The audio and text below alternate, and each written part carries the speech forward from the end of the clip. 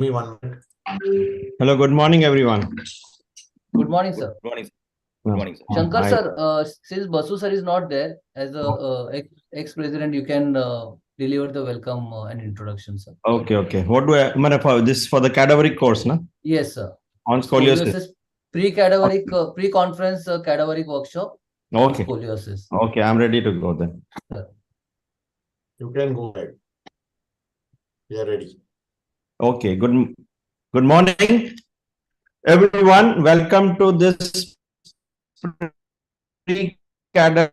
ASICON pre-cadaveric online course on scoliosis and osteotomies. You have a big list of very renowned faculties. I can see that. Naresh Babu, Ajay Shetty, Saurabh, Gurdeep, Thomas, and others. Thanks, Dheeraj, for inviting us for this session. I'm sure it is going to be a very, very interesting session. I am also looking forward to learning from all of you. It's always good to have these sessions. And I think the participants who are hearing must take down notes so that when you come for the cadaveric real session as instructed by both Dheeraj and Vishal, that you will go directly on to hands-on training for scoliosis surgery and osteotomies. So welcome on board, everyone, and ready to go. Over to you, Dheeraj. Yeah. Thank you very much, sir.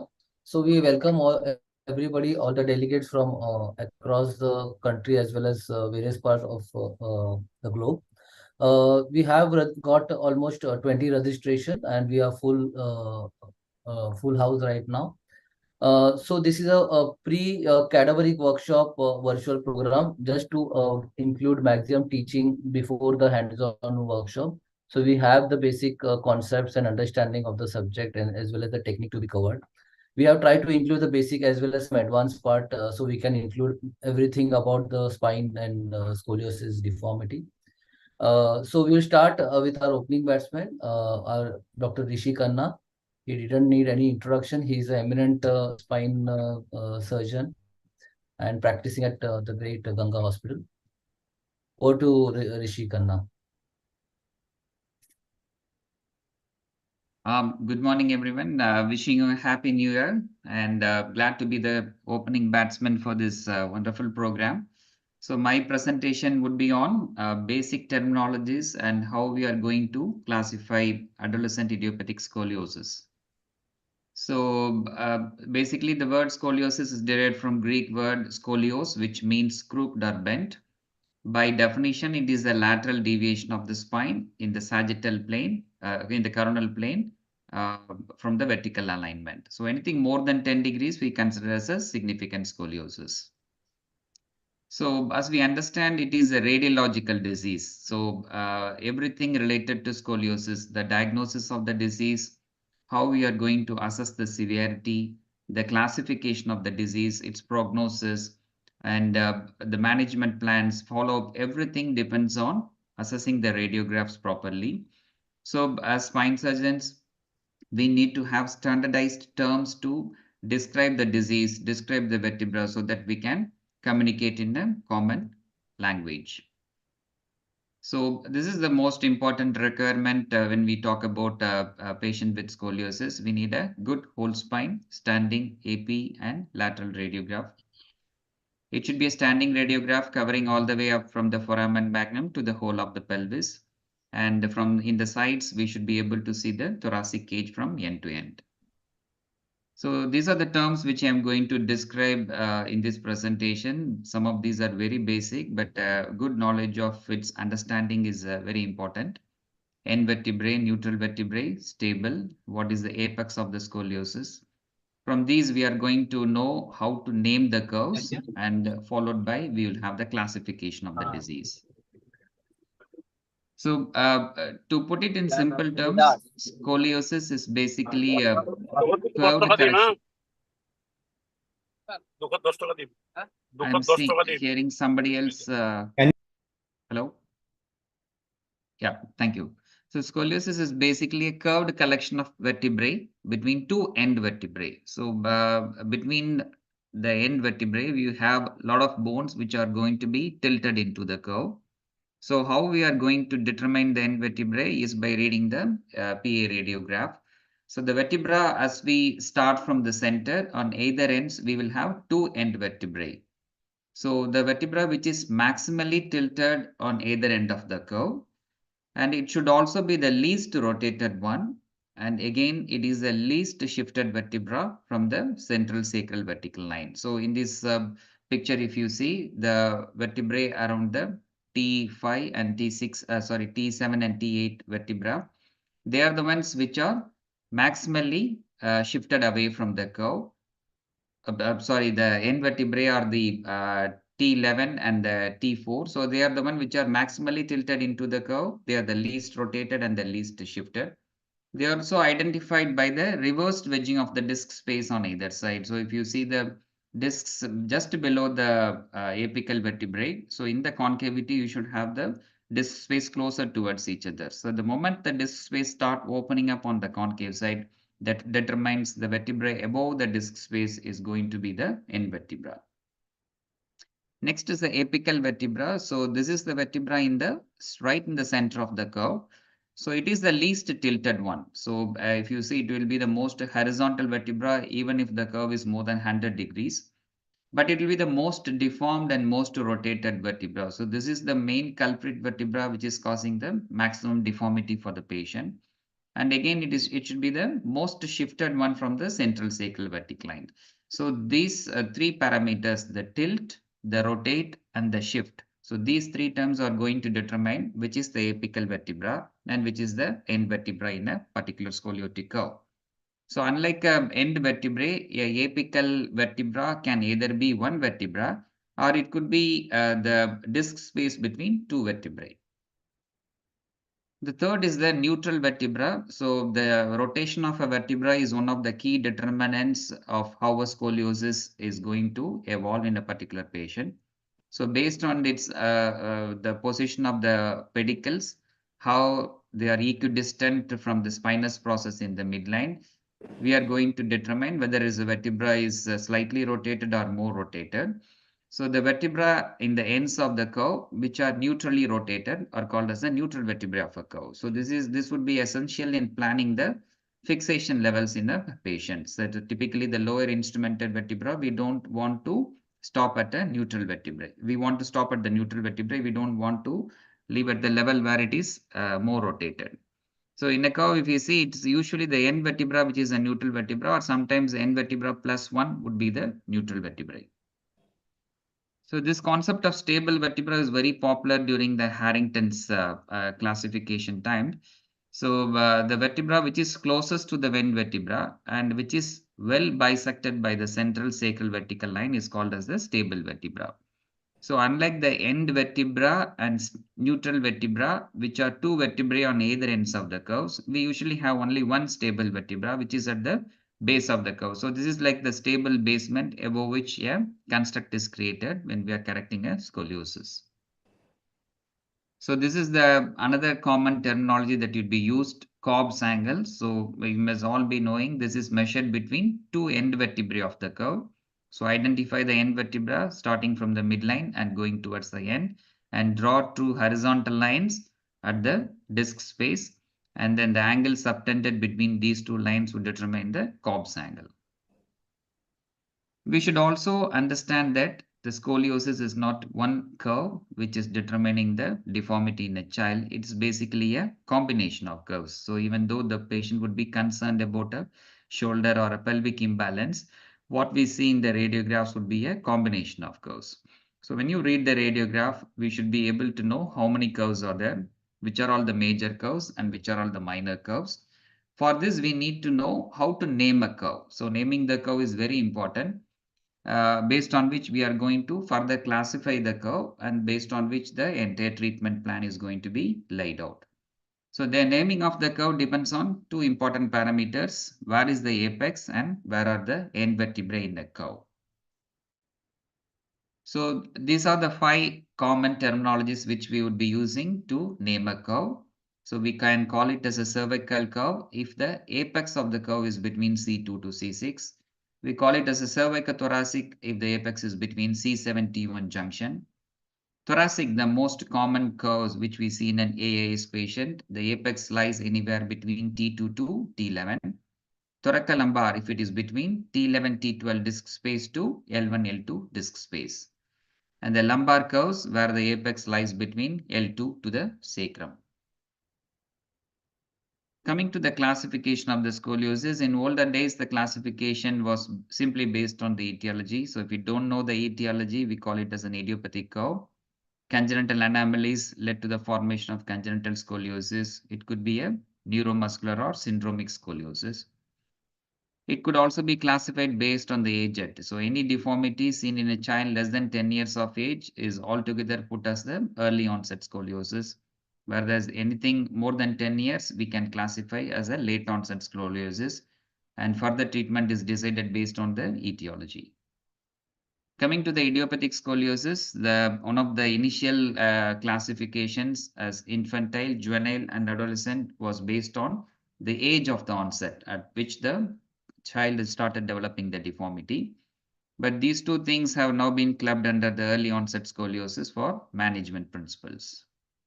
Coming to the AAS, which is the most common curve, exact etiology is still unknown, but it is one of the common deformities which we handle. And for this, the classification, which was first very well used and given by King and Moe in 1983, is the King-Mohs classification. So they basically classified based on the most common curve types that they saw in the practice. Still, it is a very good classification.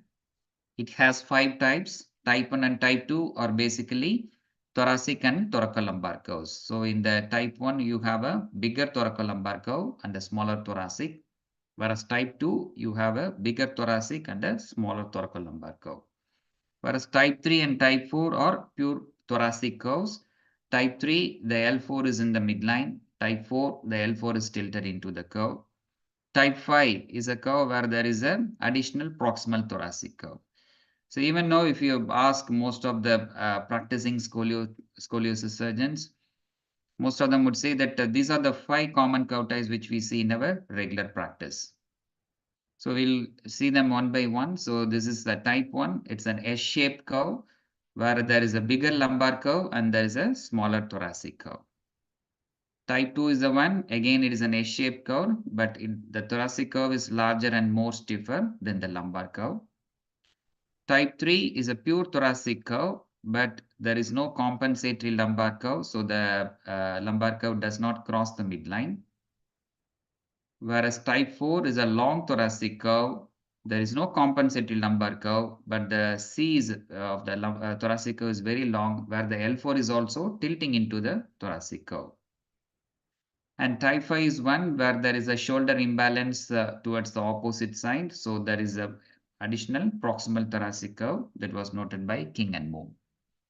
So what are the limitations of King's classification? It mainly included the thoracic curves.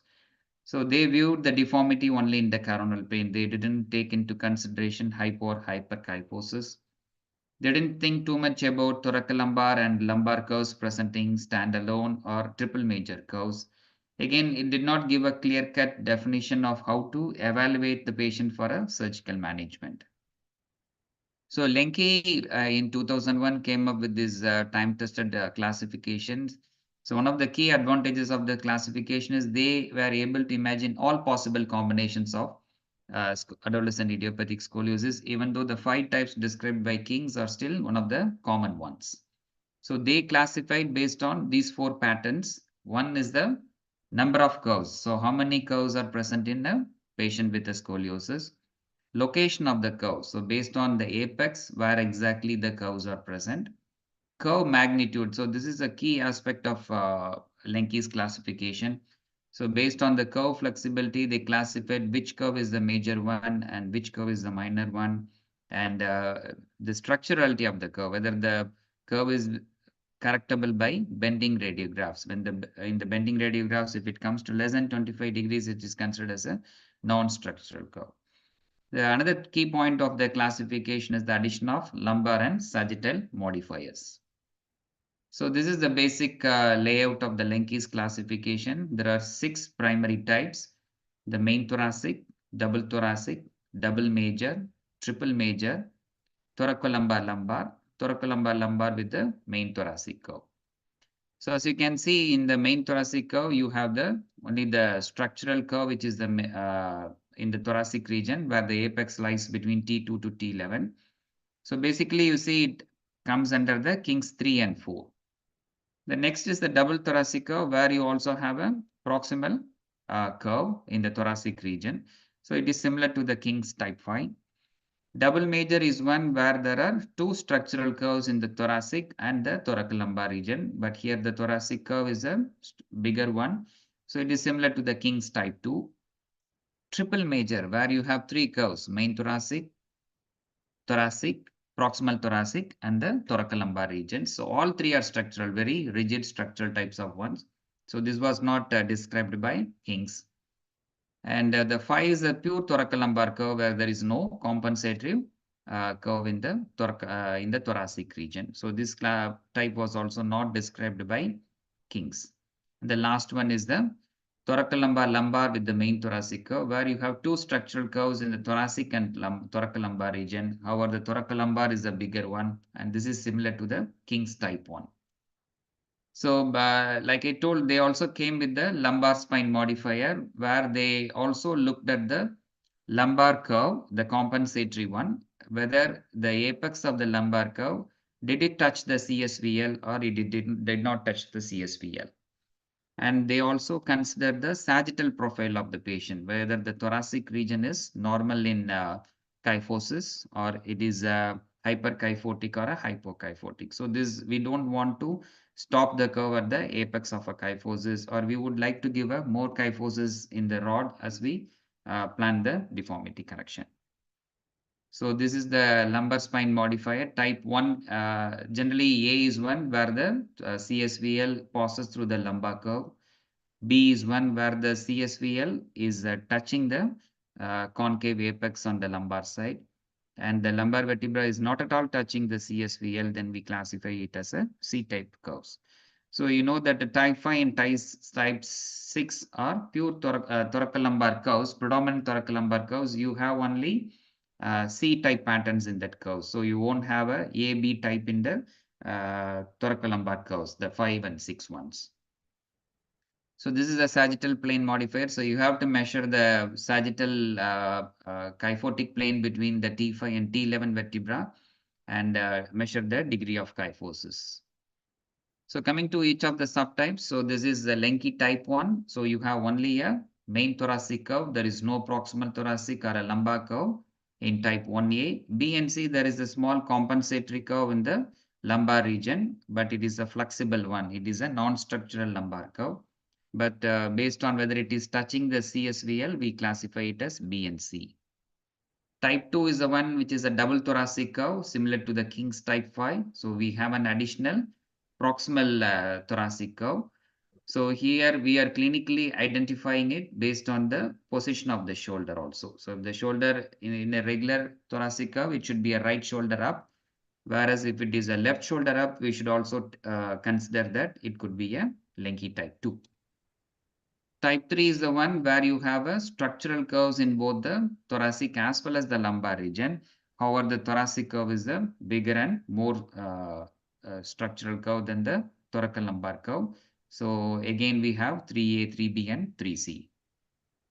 Type 4 is the one which is a triple major curve, rare deformity. So you have 3 structural curves in all the 3 regions, the proximal thoracic, main thoracic, and the thoracolumbar regions. Type 5 is a pure thoracolumbar curve, so where the apex lies anywhere between T11 to L5. Here there are no compensatory curves, or even if a compensatory curve is, it is present as a non-structural curve in the thoracic region. Again, very rare ones, so these are usually of a very smaller magnitude. Type 6 are more commonly seen, so we have a bigger thoracolumbar curve and a smaller thoracic curve. But the thoracic curve, even though it is a minor curve, it is still a structural curve. So this will be classified as type 6. So as you saw here, so we have only in up to type 4, we have ABC types, whereas in type 5 and type C, because they are pure predominant thoracolumbar curves, we have only the C patterns. We don't have the A and B patterns. So this is the full layout. So in type 1, we have all 3. Type 2 also all 3. Type 3 also all 3. Type 4 also we have A, B, C. 5 and C we have only C-type curves. So in essence, it is basically the 5 King's types have been expanded to 14 types. But in total, we have totally 42 types in Lenke's classification. So for each type, you have also had the thoracic modifier. When we add the thoracic modifier for each of the one, so potentially we can have 42 subtypes of AAS, but in principle, it is the 14 types that are going to determine our classification. So in multiple studies, it has been shown that it has a better reliability in terms of inter and intra-observer studies. It is also a better tool to select the most appropriate methods of treatment. By this classification, we can decide the treatment. The basic principle is, as it will be detailed in detail in the further presentations, we want to fuse all the structural curves. How it will be done will be discussed later. So there is one more classification published somewhere around 2005, came from the Chinese group, the Peking Union Medical College classification. And it's again a difficult classification to remember, but still there are some studies which have shown that both have equivalent values in terms of planning the treatment. So I want to tell about again 2 important terminologies which have been very much discussed in the last 10 years. Typically used in Lenke type 1 and type 2 curves. So what they call as the LTV. LTV here means the last touched vertebra. So in patients with Lenke 1 and 2, when you drop a central cycle vertical line, the lower below the end vertebra, you have a vertebra which is going to touch the CSVL. So the last vertebra of the curve which is touching the CSVL is called as a LTV. So instead of fixing the curve from end vertebra to end vertebra, so the LTV is considered as a better distal fixation in these patients. Again, similar to LTV, there is one more called as the LSTV, called as the last substantially touched vertebra. So instead of stopping at LTV, if we go to LSTV, studies have shown that LSTV is a better end vertebra, better lower instrument vertebra in patients with 1 and 2. So again, this will be detailed in later presentations. 2 more terms, a lot of surgeons use this term, UAV and LIV. So UAV is the uppermost instrumented vertebra in the curve, and LIV is the lower instrumented vertebra. So these are the 2 things which are going to determine the outcomes in a patient with a scoliosis correction surgery. So you should know these terms, UAV and LIV. So in summary, in this presentation, so we discussed about what we meant by an idiopathic scoliosis. Different terms we learned, what is an end vertebrae and what is an apical vertebra, which is going to define a scoliotic curve. We also should know what is a stable end vertebra and what is a neutral vertebra. We learned how the King's classification was evolved and how it was later superseded by the Lenke's classification. Basically, we have 14 subtypes in the Lenke's classification. We also learned what is an LTV and LSTV. LIV and UAV are the terms used for instrumentation levels. And that's it, I think. Thank you so much for your kind attention. I hope it would be a nice prelude for the subsequent presentations. Thank you very much, Rishi. It was quite elaborative. There are very interesting questions in the chat box. We can please answer everything. Also, for the delegates, everything is recorded. We will send you a link after this. Our organizing secretary, Dr. Vishal Kundnani, wants to say a few words and welcome you all again. Thank you, Dheeraj. On behalf of ASICON 2024, I take this opportunity to invite and welcome all the faculty members for sparing time on this Sunday morning. And I'm sure it's going to be a very, very wishful learning. Thank you, everyone, especially Dr. Ajay, sir, our mentor, Dr. Naresh, Rishi, Thomas, Gurdeep, and all the delegates. We welcome you all on behalf of ASICON 2024. So mind you, this is just the beginning of, or not even the beginning, we are only midway. Picture abhi baki hai. We have so much already that has happened in spine deformity through the global sessions, which are available to you all during the course also and after the course also. These recorded sessions also will be given to you during the conference also. If you want to only enjoy the deformity part, there is like 8 crisp interactive hours of scoliosis, with lots of case discussions happening on scoliosis at various parts of the conference, including a hands-on sawbone workshop about how to choose LIVs, UIVs, reduction maneuvers.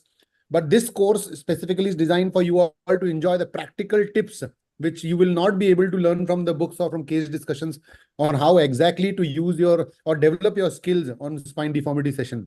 And once again, without taking much time of you, I again welcome you all to the Maximum City of Mumbai, and I really wish that you all enjoy right from here till the end of the conference. Welcome again. Thank you very much, Vishal. Thanks, Let's Vishal. move on. Wonderful job. I'll just take the few questions given in the chat box. Basically, it's I think 3 questions. So one is Right. what is the difference between a stable and neutral vertebra? I think Pankaj has already answered nicely. So stable vertebra is the one where in the standing AP radiograph you draw the central sacral vertical line. The vertebra which is bisected by the central vertical line as we come down from the apex. So we start from the apex somewhere around T8, T9. As we keep coming down, somewhere around L2 or L3, you will have a vertebra which is bisected by the central sacral vertical line. So in those days, that is the vertebra which should be taken as the lowest fixation point in Harrington's stable zone classification. Whereas a neutral vertebra is the one which is neutral in its rotation. There is no rotation in that particular vertebra as we come down from the apex of the curve. So basically you will have 2 neutral vertebra on either ends of the curve, whereas you will have only one stable vertebra at the bottom. Structurality of a curve is determined by bending films. So you ask the patient to have a standing AP radiograph, and then you do supine right and left bending radiograph. So for a right main thoracic curve, you look at the right bending film. In the right bending film, from whatever the curve is there, if it is a 50-degree or a 70-degree curve, in the bending film, it comes to less than 25 degrees, then we call it as a non-structural curve. We call it as a non-structural. Whereas even in the bending films, it remains more than 25 degrees, we call it as a structural curve. Why we are making this differentiation is all structural curves should be fused as per Lanke's criteria. Whereas if one curve is significant but non-structural, you can apply the selective fusion criteria. So that is where you are going to apply this structurality and non-structurality. And also it helps in classifying the curves. And any tips to remember the classification is just by keep on applying. You take radiographs and keep on applying the classification again and again. So we'll definitely remember over a period of time. Dr. Rishi, please be with us. So you can answer a few more questions in the chat box. We'll move on with the next lecture by Dr. Thomas Kishan. He is a pediatric spine and scoliosis surgeon in Manipal Hospital, Bangalore. Over to you, Dr. Thomas. Good morning, everybody. Thank you for the opportunity to speak today. I'm going to talk about clinical evaluation of scoliosis. So as defined by the SRS, scoliosis is a lateral curvature of the spine more than 10 degrees. And typically, scoliosis has a rotational component also. So this is what it looks like. I mean, there is no great mystery in the diagnosis itself. It's a very obvious deformity. But there are a lot of nuances to be assessed when you're looking at scoliosis, especially with relation to the etiology and the treatment part. So types of scoliosis, there is the true structural scoliosis, clinically, not the radiologically structural, which has a rotational component. There is also a sciatic scoliosis, which we see in disc herniation, which does not have a rotational component. There is an holistic scoliosis, the pictures of which are on the right side, wherein because of the anterior listhesis of L5 and a rotation of the L5, there is a deformity of the lumbar curve, and that is also associated with the rotational component. There are other non-structural scoliosis due to limb length discrepancies and muscle spasms, which typically do not come with a rotational component. So the etiology has been covered already, predominantly 3 big groups. There is congenital, idiopathic, and others. Congenital idiopathic being more common than the others. The others are neuromuscular and syndromal. CP, polio, and muscular dystrophy being the more common neuromuscular scoliosis that we see. And syndromal scoliosis, Marfan's and neurofibromatosis by far are the more common ones. There are a lot of other rarer syndromes which are associated with scoliosis. That also has to be kept in mind. So the aim, the first thing when you, sorry, okay. So the first thing when a patient comes to you in your clinic or in your outpatient is to get a thorough history from the patient. That interaction with the patient will also help you form a bond with the patient, because a lot of patients, a lot of parents are extremely anxious when they come for their first checkup, because they've just been told that they've got a deformity. Somebody has already told them that they require surgery, and they're generally very upset about this whole thing. And with scoliosis patients, you form long bonds with them because you see them over many, many, many years. You see them growing up through school, going into college. A lot of them, want to do medicine for some reason. And so they're long bonds, and, you form good bonds with the family also. So in history, age and school year will give us an idea of the level of maturity of the patient. Age of onset and recognition, or when was the scoliosis recognized, will help us put the scoliosis into one of those etiological classifications. Is it likely to be early onset or late onset scoliosis? Is it is it likely to be congenital or adolescent idiopathic?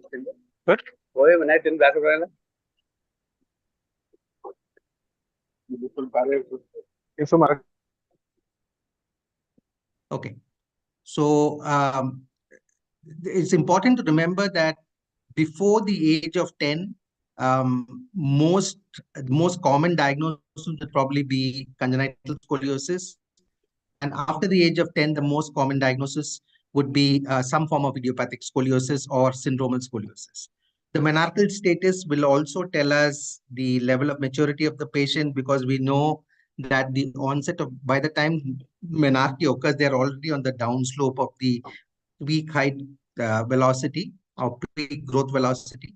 Pain is something that we should always ask for, because pain is not typical of scoliosis. And if a patient with scoliosis presents with pain, you need to look at other causes.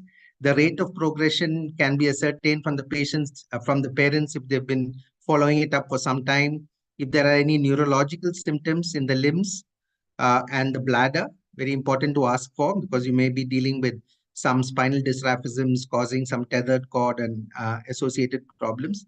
A family history of scoliosis. A birth and development history will help us rule out any neuromuscular causes, cerebral palsy or muscular dystrophies. And the milestones are important, because they will tell us whether the milestones have been normal, whether they've been normal to start off with the regression of milestones later on. Scholastic and academic performances will tell us whether the child has got normal intelligence, is there, or is it part of some syndrome where there is some low academic performance and low IQ. Sporting activities tells us whether the child is otherwise healthy, whether there's any, respiratory issues that prevents them from taking part in active sports. So that's a history, and I think a very detailed history, in addition to giving us a lot of information on the type of scoliosis that you're dealing with, the progression of the scoliosis, will also help you form a bond with the patient and their families, who, like I told you, are very anxious when they come to you. So like I mentioned before, pain is back pain in children is a red flag anyway. Scoliosis in children is not associated with pain. So if a child with scoliosis presents with pain, you need to look for other causes. Coming to the examination of the spine, it's important to expose the entire upper torso whenever possible. Use a chaperone or one of the lady family members while examining a child or a girl. Be respectful and gentle. And you are looking at deformities, we're looking at imbalance, we're looking at swellings, wastings, scars, and sinuses. So inspection has to be done from all sides. So from the front, from either sides, and from the back. You're looking at the position of the head and the shoulders. The position of the shoulders being very, very important. We're looking at the spinal contours. Is the thoracic kyphosis normal? Is it hypokyphotic? Is it hyperkyphotic? Is the lumbar lordosis normal? if you draw an imaginary plumb line from, when you're looking at the patient from the back and you draw an imaginary plumb line, is it falling in the natal cleft? If it does not, then the patient has some form of coronal imbalance. Or if you're looking at the patient from the side, an imaginary plumb line dropped from the ear should pass to the shoulder, greater trochanter and the heel. And if it does not, then the patient probably has an anterior sagittal imbalance. The asymmetry or symmetry of the rib cage from the front and the back will tell you the presence of, will indicate the presence of a spinal deformity. We know that the rib hump is a very prominent finding in scoliosis assessment. Asymmetry of the waist will is another indicator of scoliosis, especially in the lumbar spine. We'll come to that. The heights of the iliac crest, when you're looking at the patient from the front, the height, the level of the PSIS when you're looking at the patient from the back will tell us whether there's any limb length discrepancy or not. Are the lower limbs parallel and of equal length? Because if they're not, then that tilt in the pelvis and also give you a bend in the spine. So this is what I was talking about. So if you drop an imaginary plumb line from the C7 and it does not drop into the natal cleft, then you're dealing with some form of coronal imbalance. The same thing on the lateral, when you're looking at the patient from the side, you drop a imaginary plumb line from the ear and it does not fall over the greater trochanter sacrum area, then you're dealing with an anterior sagittal imbalance. Inspection of the skin is important, especially in kids. You may have indicators, skin markers, which may indicate the presence of an underlying spinal dysraphism. So a tuft of hair is not uncommon. Sacral dimples are not uncommon. You may have features like the cafe-au-lait patches of neurofibromatosis type 1. So you need to look at the child from all sides to pick up these findings and document them. So when you're coming to the scoliosis itself, there are three main features that we look at to make a diagnosis of whether there is scoliosis or not. Number one, are the shoulder levels equal or not? Is there a prominent rib protrusion? And are the waist creases symmetrical or not? So these are the three screening factors that we look for when we look at scoliosis.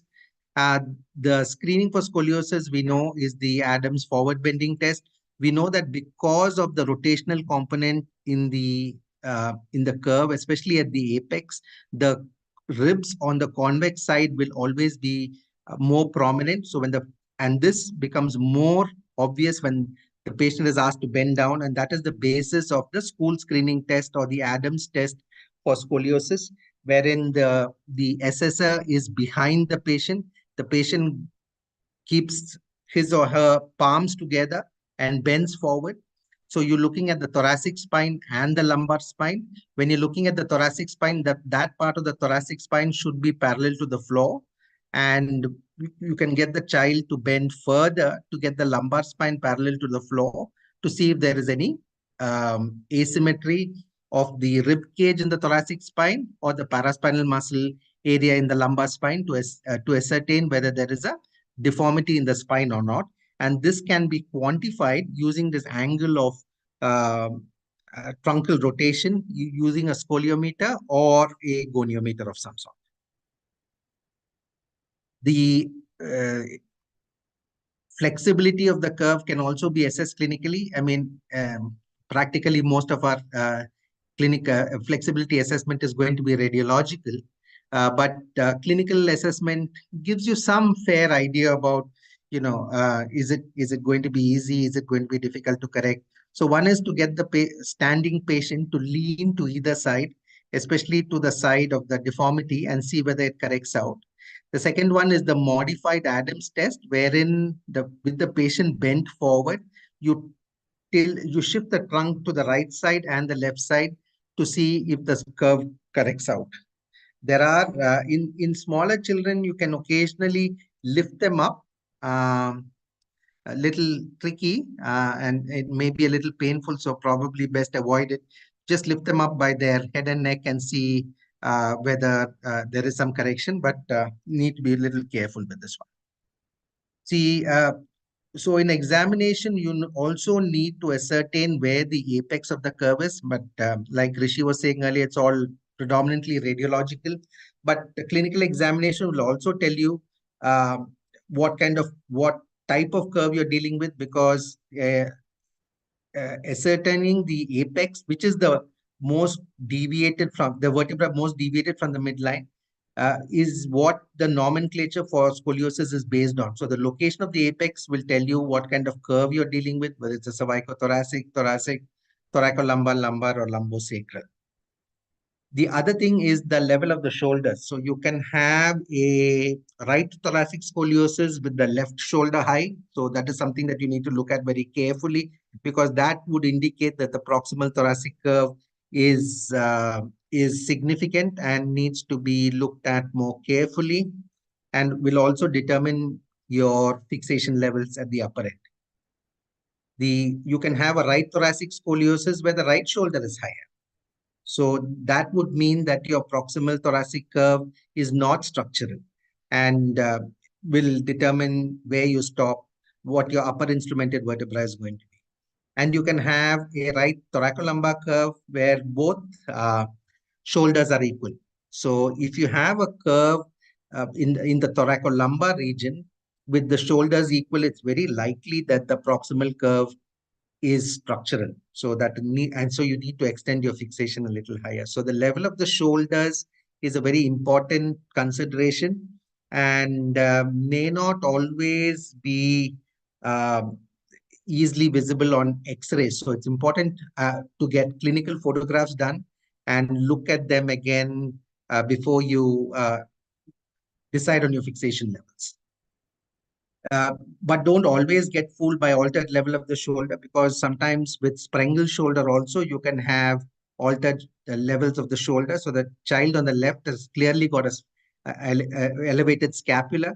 And one of the ways that you can to differentiate this is to get the kids to abduct or lift their arms up. So in Spinals, there will be limited abduction of the shoulder on that side, whereas in thoracic scoliosis, the shoulder movements will be normal. So don't get fooled by just the level of the scapula or the level of the shoulder, because there may be some other underlying pathology also.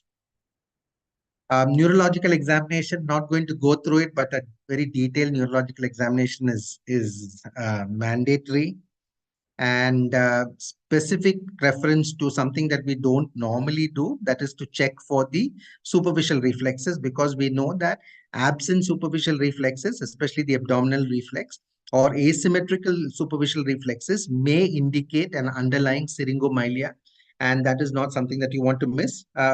Nevertheless, most people get routine MRI scans for most, even idiopathic scoliosis, so you will probably pick it up, but it's something that may be useful as a to ascertain before you send the patients off. Ligamentous laxity. We know that there are some scoliosis where they are hyperlax. So doing the ligamentous laxity tests will give you some idea. This is another one that we should not miss out on, because we tend to see quite a few kids with Marfan's who've not been diagnosed before. They just, considered tall kids. But then you look at their parents, father, somebody is very tall. They're tall, thin, with hyperlaxity and arachnodactyly. These are the two tests to ascertain the presence of arachnodactyly. One is the Steenberg sign, wherein the thumb is placed inside the palm and the distal phalanx of the thumb will stick out across the medial border of the hand. And if you put your thumb and little finger around your wrist, most people would probably just be able to approximate it or not at all. But in a child with Marfan's, there will be an overlap between the distal phalanges of the thumb and the little finger. So the importance in finding out these syndromal issues is that you can sort of look at other problems which they have, especially if you're considering surgery, because kids with Marfan's, we know can have heart issues, can have proximal aorta issues, can have dislocation of the lens. So you may, some of them have very thick glasses on, and you're worried whether the lens could dislocate during surgery. So, some kind of long-acting miotic agents like pilocarpine are used before surgery to make sure that the lens does not dislocate into the anterior chamber during surgery. So it's important to keep all these things in mind when assessing a child with scoliosis. So the idea of at the end of your examination, I think you should have a rough idea of what kind of scoliosis it is likely to be, what etiology it is likely to be, what phase of growth the child is in, and based on that, you can sort of predict the progression of the curve. And those are the two things that you're looking at in clinical examination. Thank you very much.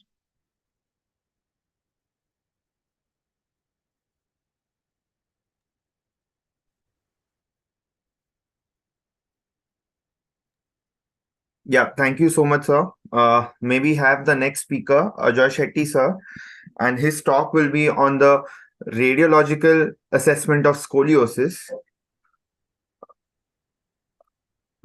Over to you, sir.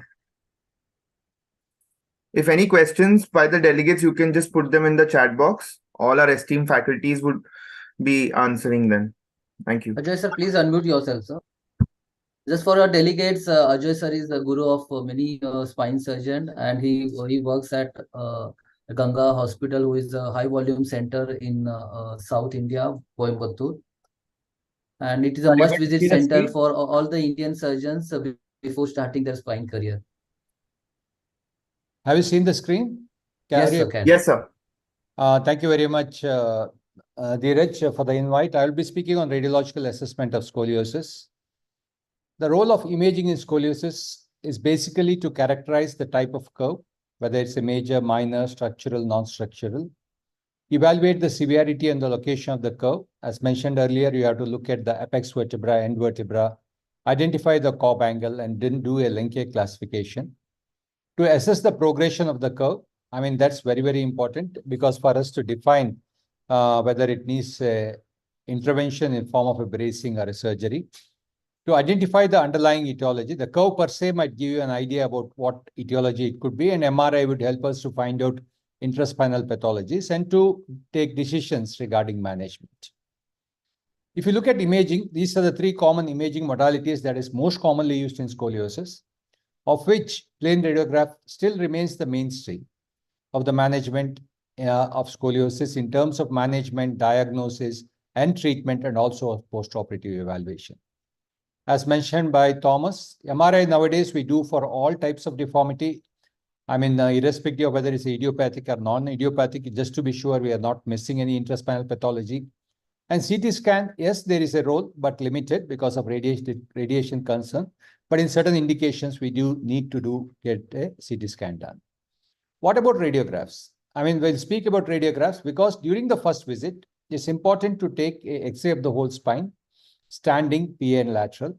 Why the whole spine? Because we should be able to visualize from the cervical spine up to the pelvis, both in AP and lateral view. Why standing? Because the deformity is very well accentuated. You see the complete deformity in the standing radiographs. You'll be able to assess both the sagittal and the coronal balance. Why PA? Because to reduce the radiation to the breast and the gonads. And lateral, as I mentioned earlier, to look at the lateral profile. There are certain situations when you may need to take a supine radiograph when the patient is not able to stand, like a neuromuscular scoliosis, or in very small children. Sometimes to assess the congenital anomalies per se, rather than taking a CT, you can take a supine radiograph, because the distance between the radiograph, the image, the patient and the radiographic beam is usually around 1 to 1.5 feet with the supine, whereas a standing it's about 5 to 6 feet. Therefore, the images can be very well appreciated. During follow-up, once in 6 months, do not need to do the follow-up very often, especially in a not operated patient. The X-ray should be a whole spine standing only PA view. Okay, it's basically we are monitoring the progress to know whether the curve has increased. To call it an increase in curve, it should be at least 5 degrees because the intraorbral variations when you take from morning till evening to be, I mean, in our measurements could be more than 5 degrees. Therefore, 5 degrees is what defined as to call as a progression. Why I'm highlighting all this is basically to reduce the radiation to the child. Because a child with scoliosis has to undergo a lot of imaging throughout their life. Therefore, it has been shown in the literature, when you get, and the scoliosis is diagnosed before puberty, there is a higher risk of gonadal malignancy, and after puberty, a higher risk of breast malignancy, depending upon the amount of radiographs that has been taken. What about flexibility radiographs? It's important that you plan to have a flexibility radiograph when you are planning an intervention. It helps in classification. As mentioned earlier, to call it a structural, you need to have a bending radiograph. And when it is less than 25, it's structural. Therefore, when you are planning an intervention, you take a flexibility radiograph, not during first visit before everything is being planned. Of the flexible radiograph, there are many different techniques. The most commonly used is the side bending radiographs. In my practice, if the curve is more than 80 degrees, a side bending is not very good, because 80 to 90 degrees, when you bend the chest wall, touches the pelvis, a traction films gives you much better idea of the flexibility. There are various special radiographs, basically of academic interest, not much used nowadays. Therefore, when you take a radiograph, what do you look for? I mean, it helps me to identify the etiology. You know, the classical adolescent idiopathic scoliosis, the curve is like a shaped curve. In a neurofibromatosis, you got a short angular curve, and it could be kyphotic in the lateral view. Congenital scoliosis, you can see the anatomical variation, a long C-shape of curve cells that is probably a neuromuscular in origin. Therefore, by looking at an X-ray, it can give you an idea about the etiology. For me to identify etiology, one of the important things, as mentioned by Thomas, is a general physical examination. Looking for signs, looking for cafe spots, looking for laxity, they all help you in giving you an idea about the diagnosis. Let's discuss further about adolescent idiopathic scoliosis. You have a S-shaped curve. You need to take a PN lateral view. You look at the curves, the number, the side of the curve, the location of the curve. The curve, typically you look at the apical vertebra, the end vertebra. You look at the magnitude of the curve, that is by looking at the Cobb angle. And then you do a Lenke classification. But as I mentioned earlier, to do a Lenke classification, you need a lateral side bending radiographs.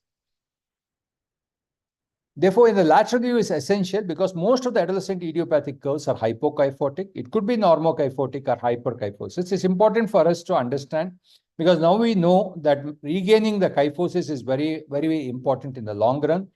And the correction maneuvers might vary depending upon whether it's a hypokyphotic or a hyperkyphotic spine, which will be discussed later by the other speakers. Also look at the balance, the shoulder balance, the pelvic balance, the coronal balance. These are all very, very important for us to plan our management. It is also important for us to know whether the proximal thoracic curve is structural, because when you have a right thoracic curve, which is the right main thoracic curve, which is the commonest scoliosis, the right shoulder is at a higher level. But in a patient with the right thoracic curve, you see the left shoulder is up. It probably gives an idea that the proximal thoracic curve could be structural. Therefore, the balance is also important, because that's what we aim to correct at the end of the procedure. And also important to look at the skeletal age of the patient. Okay, this is very, very important. You look at the riser staging. If there is already a riser which is appeared, either it's 0, 1, 3, 4, then it's okay. You know that the child peak growth is over. If it is 0, riser is 0, then look at whether the TRC is open. If the TRC is still open, then you may have to take a hand radiograph if you want to know the exact skeletal age of the child. Let's see this example. As mentioned by Dr. Rishi, you know that you have to classify the curve based on where the apex is situated. Like in this patient, you've got a right thoracic and the left lumbar curve. Okay, we know that. By looking at the X-ray, you know that based on the convexity, you call it as a right thoracic. On the left lumbar, based on the convexity, you're causing them at the left lumbar. And when you look at it, the curve is 66 degrees and 54 degrees.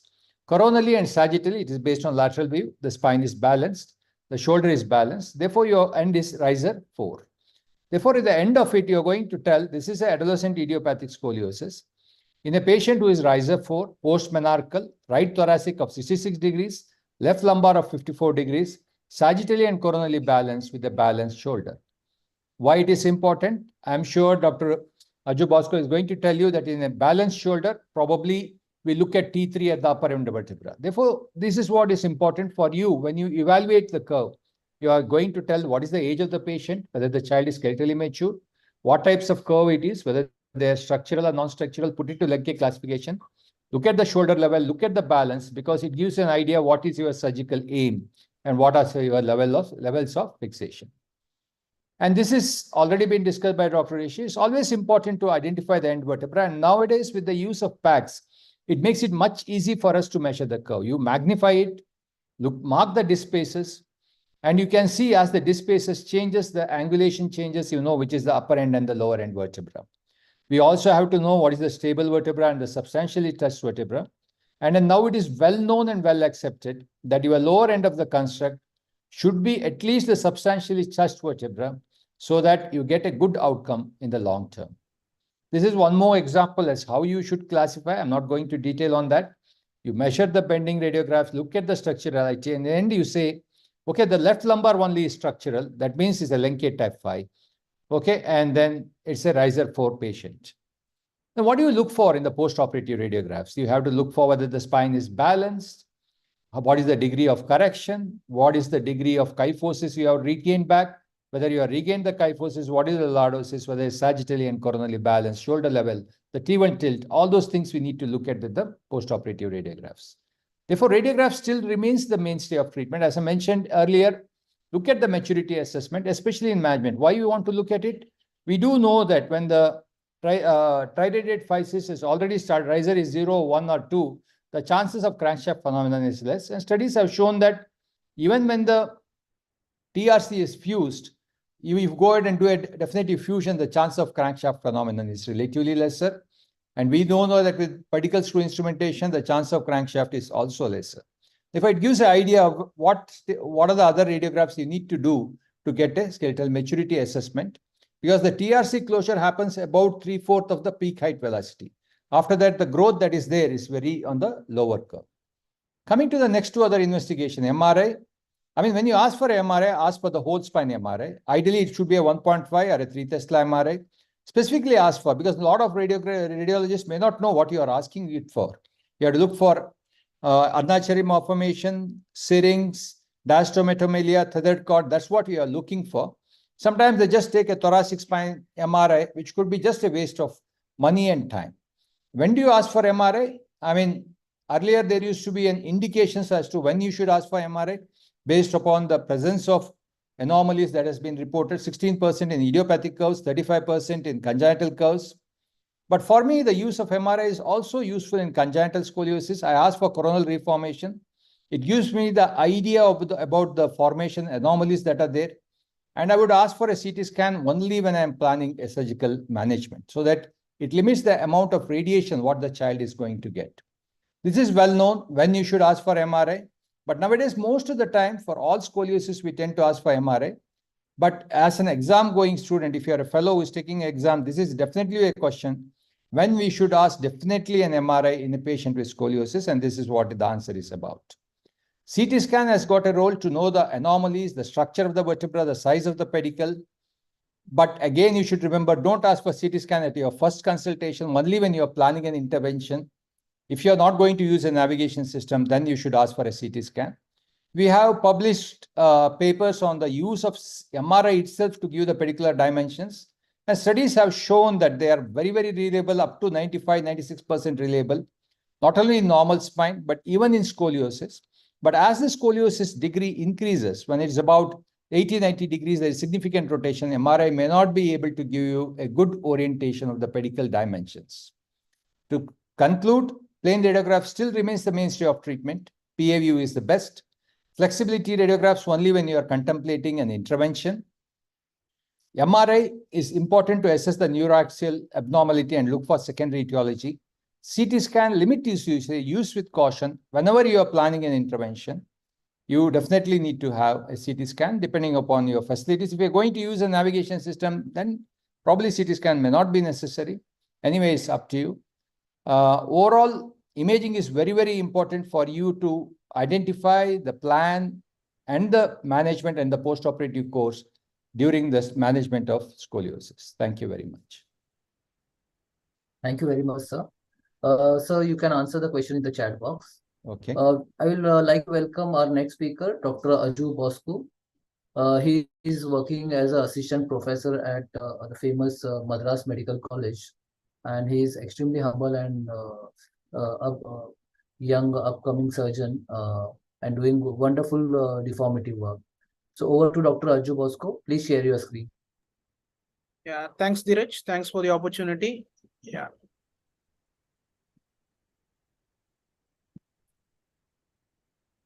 Are you able to see the screen? Yes, can. Yeah. What's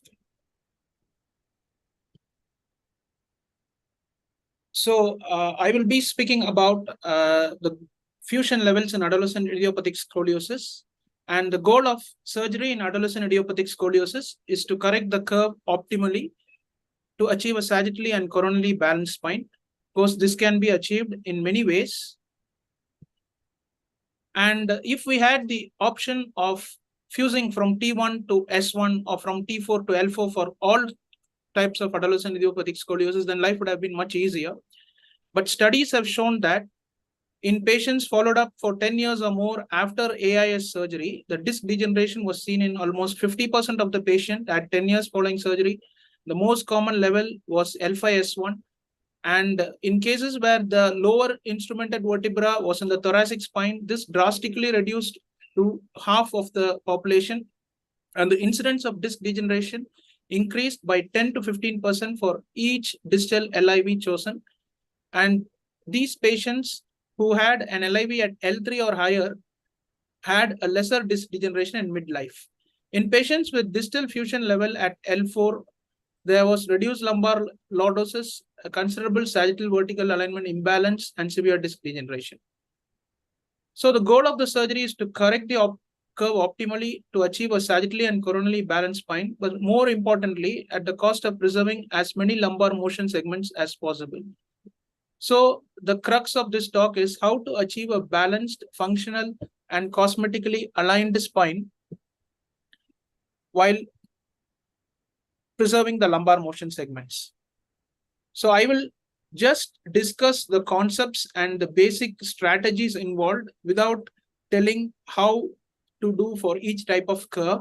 And we can, having an idea of these concepts which help the surgeon in choosing the optimal UIV and LIV.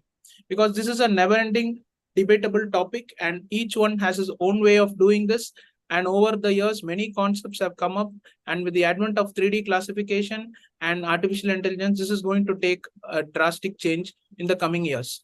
So we should do a stepwise clinical and radiological analysis of the X-rays, identify the strategic vertebra.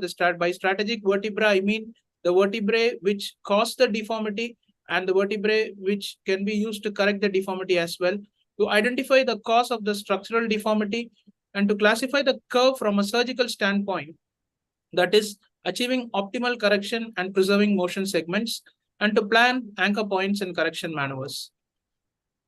So taking this X-ray, the first step is to identify 3 curves. Very often we tend to think that it is a long C-shaped curve, or we look only at the major curve or the structural curve, but there are actually 3 curves. And the first step is to identify the 3 curves and subsequently to assess the curve magnitude on bending films, to assess the flexibility as well, to assess the rotation of the vertebrae, and to see whether there are any bony changes like vertebral body wedging, which indicate the structurality of the curve, and to see the effect of the curves on the spinal balance. Sometimes we may have a curve which is trying to offset the balance in the coronal plane, and another curve which comes from down or up, which tends to restore the balance. So the goal of the surgery is to achieve a balance between these 2 curves while achieving the optimal fusion levels. And we should identify the upper end vertebra, lower end vertebra, neutral vertebra, stable vertebra, and the intermediate vertebra. By intermediate vertebra, I mean the most tilted vertebra at the ends of the major curve on bending films. So these vertebrae indicate that the disc spaces above and below are still flexible, and we can shorten the fusion segments. They also help to identify the stiff segments which need to be addressed appropriately. So this is a very important X-ray, and in choosing LIV, the film on the right is more important than the film on the left, as it is the corrective bending film which shows whether the disc space below the chosen LIV opens up on both sides. So the first step is to identify the disc mobility below the lower instrumented vertebra.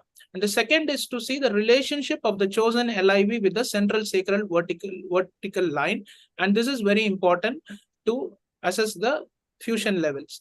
And more importantly, the end plate, lower end plate of the lower instrumented vertebra should be parallel with the intercostal line. That is a line connecting the top of the two iliac crests.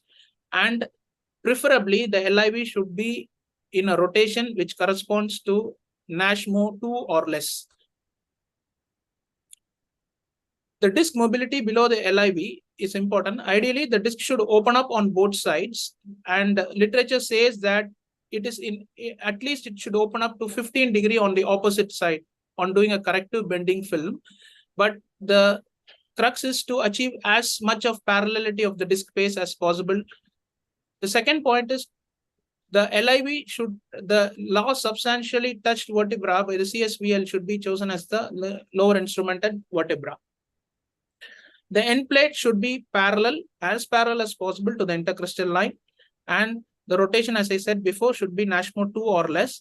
Never choose a lower instrumented vertebra at a junctional region or a region which is at the apex of a kyphosis. This paper by Quinn et al. Showed that the last substantially touched vertebra was defined as the most distal thoracic or lumbar vertebra within the main curve, in which the central sacral vertical line touched the lateral border of the pedicle outline or was medial to the pedicle. So this is very important, and this should be the LIV. By NSTV, we mean the non-substantially touched vertebra. This should not be chosen as the LIV. And the LSTV or the STV, the last substantially touched vertebra, should be chosen as the lower instrumented vertebra of the fusion level. And the last cephalad vertebra touched by the CSVL was classified as STV and NSTV according to the position of the CSVL on the vertebra. The incidence of distal adding on was significantly higher in the when the LIV was NSTV, that is the non-substantially touched vertebra. And it was less in groups where it was a vertebra at below the NSTV or the last substantially touched vertebra. This is a very important concept. This is another concept which is unique to Lenke 1 AL and AR curves. By AL and AR, I mean that the L4 is tilted into the curve in R types, that is, it is tilted to the right, and it is tilted away from out of the curve in 1 AL. So the LSTV should be the lower instrumented vertebra in Lenke 1 AR curves.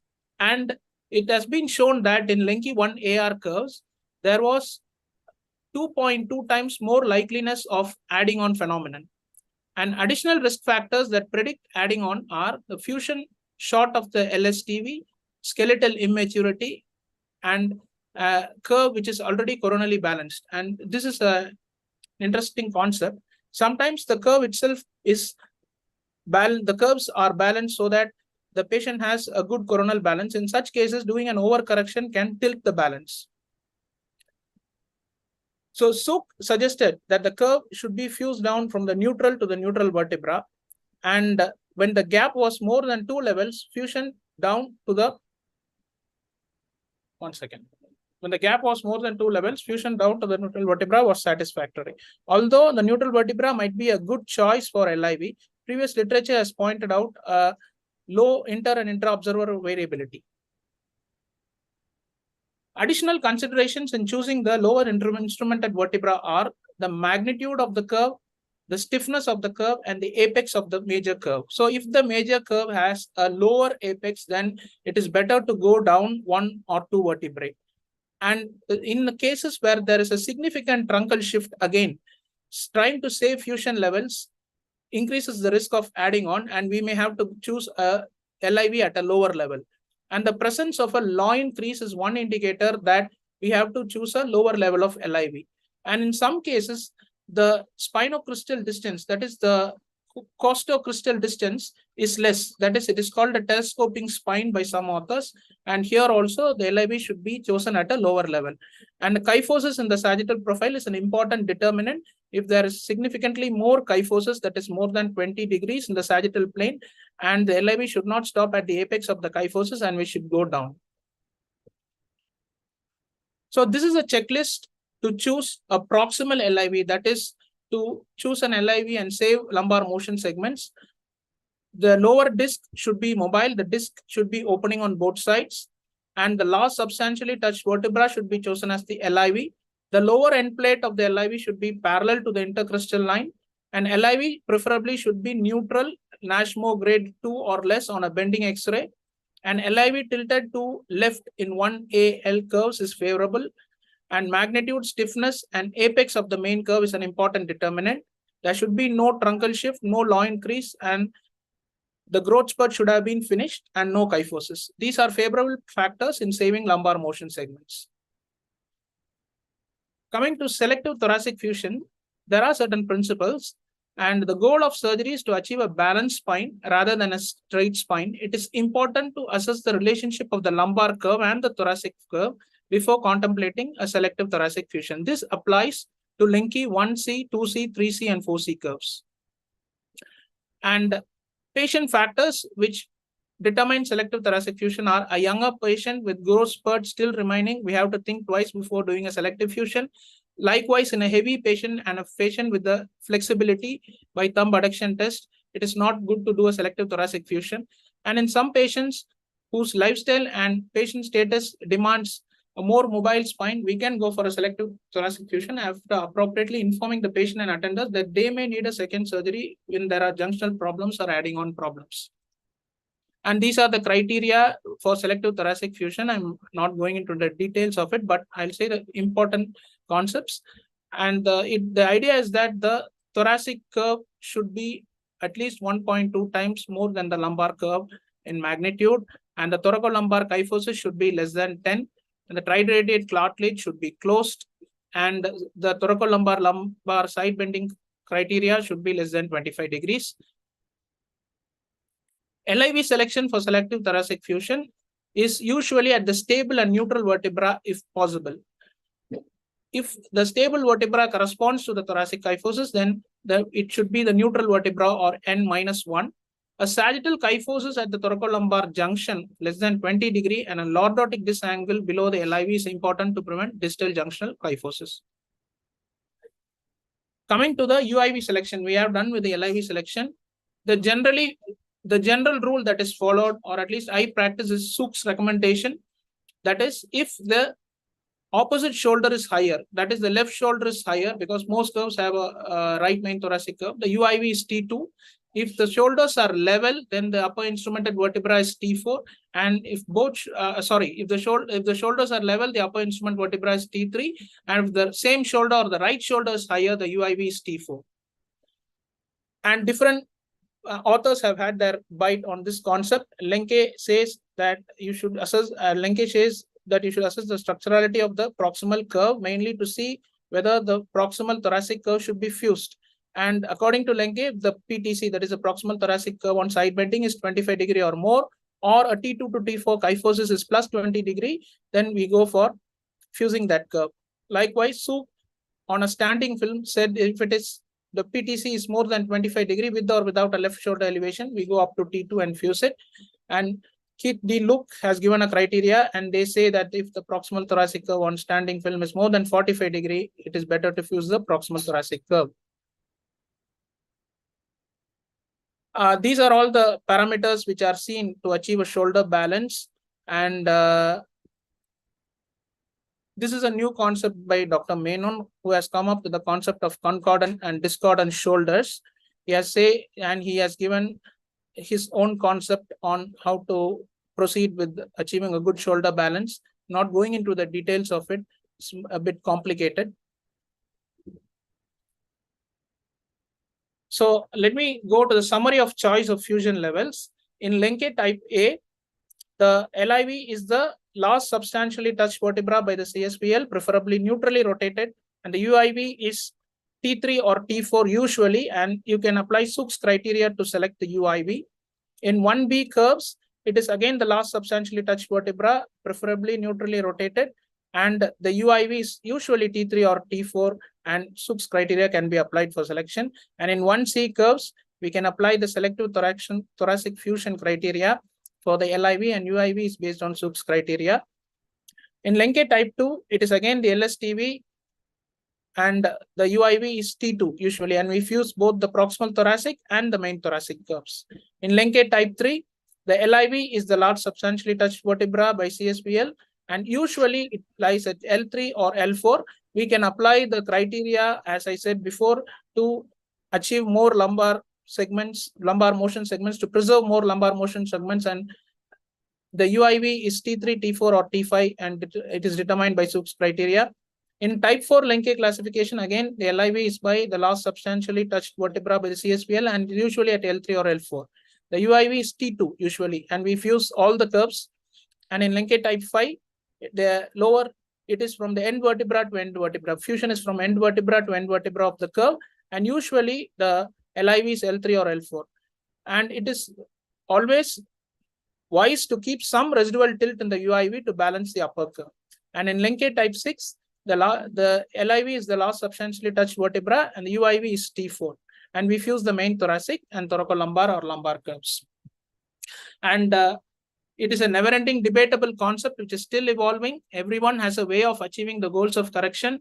There is no single cookbook to address all types of AAS. And with the development of 3D classifications and artificial intelligence and concepts like vertebral body tethering, these fusion criteria are likely to take a major shift. I thank ASICON and Dheeraj and Vishal Saran for giving me this opportunity. Thank you. Thank you, Aju. A wonderful elaborative talk. We have a few questions in the chat box. Please with us and answer the question. Yeah. Thomas is already answering few. May I call our next speaker, Dr. Manish Kothari. He'll be speaking on SurgiMap application. He'll be presenting a case on its application in ankylosing spondylitis. Over to you, Manish. Yeah. Thank you, Dheeraj. I hope you can see my screen. Yeah, this is basically just a demonstration of SurgiMap application in planning based on cases. I'm not going to go into the absolute details of SurgiMap. It's quite extensive a talk. Just starting off with the case, this is a known case of ankylosing spondylitis. Came with a fixed deformity for last 10 years, progressive, 45-year-old male. So if you ask him to stand straight, his knees are bending, and there was some mobility at the neck, nothing in the thoracic and lumbar spine. That was his chin-brow angle. So this is all checked using the SurgiMap. Neck was okay. That's his CT scan, a composite CT scan. You see there's almost complete facetal fusion, but the disc per se, there are no anterior syndesmos fights as much. This helps in the part of the planning. That was his MRI, nothing significant there. And now his head was too off to get into the scanogram. So that's his scanogram. You can measure the SVA. This is the line of the SVA. And you can measure the SVA on the SurgiMap.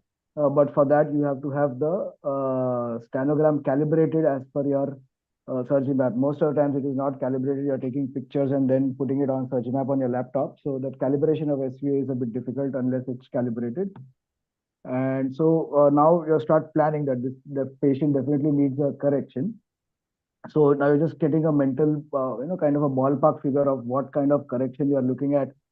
So I just tried various wedges on the SurgiMap, and you see that you get around 60. I need around 50 to 60 degrees of correction to get him to, slightly undercorrected level.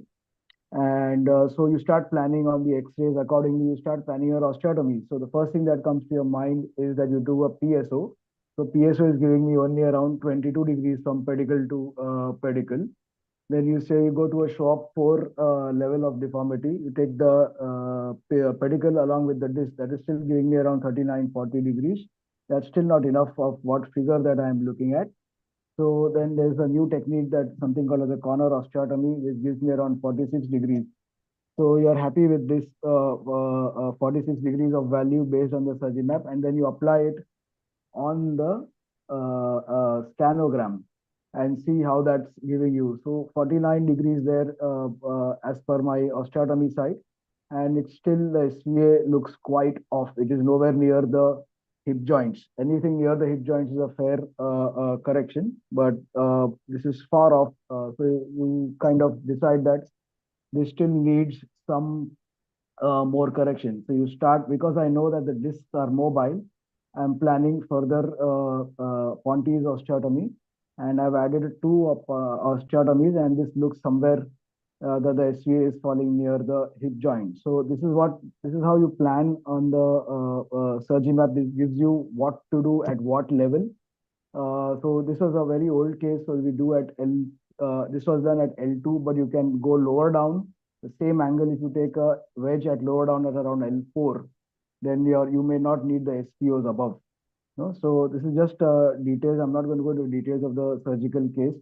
This was the positioning, intra-op planning, and this is the intra-op planning. So this is how I planned on the surgery map. So this is there, and this vector of the osteotomy site lower end is going to end somewhere anterior 2/3 in the body, not all the way to the anterior cortex. And similarly, the disc had to be taken. And this was the final correction. This was the intra-op picture. And you see that you've done some slightly under-corrected there. You didn't go all the way anterior 2/3, somewhere 50-50 there. But you still get a fair correction. And further osteotomy, Pontis. So instead of 2 that I had planned on surgery map, I had ended up doing 3 because I realized that my lower one was not, didn't have as much correction.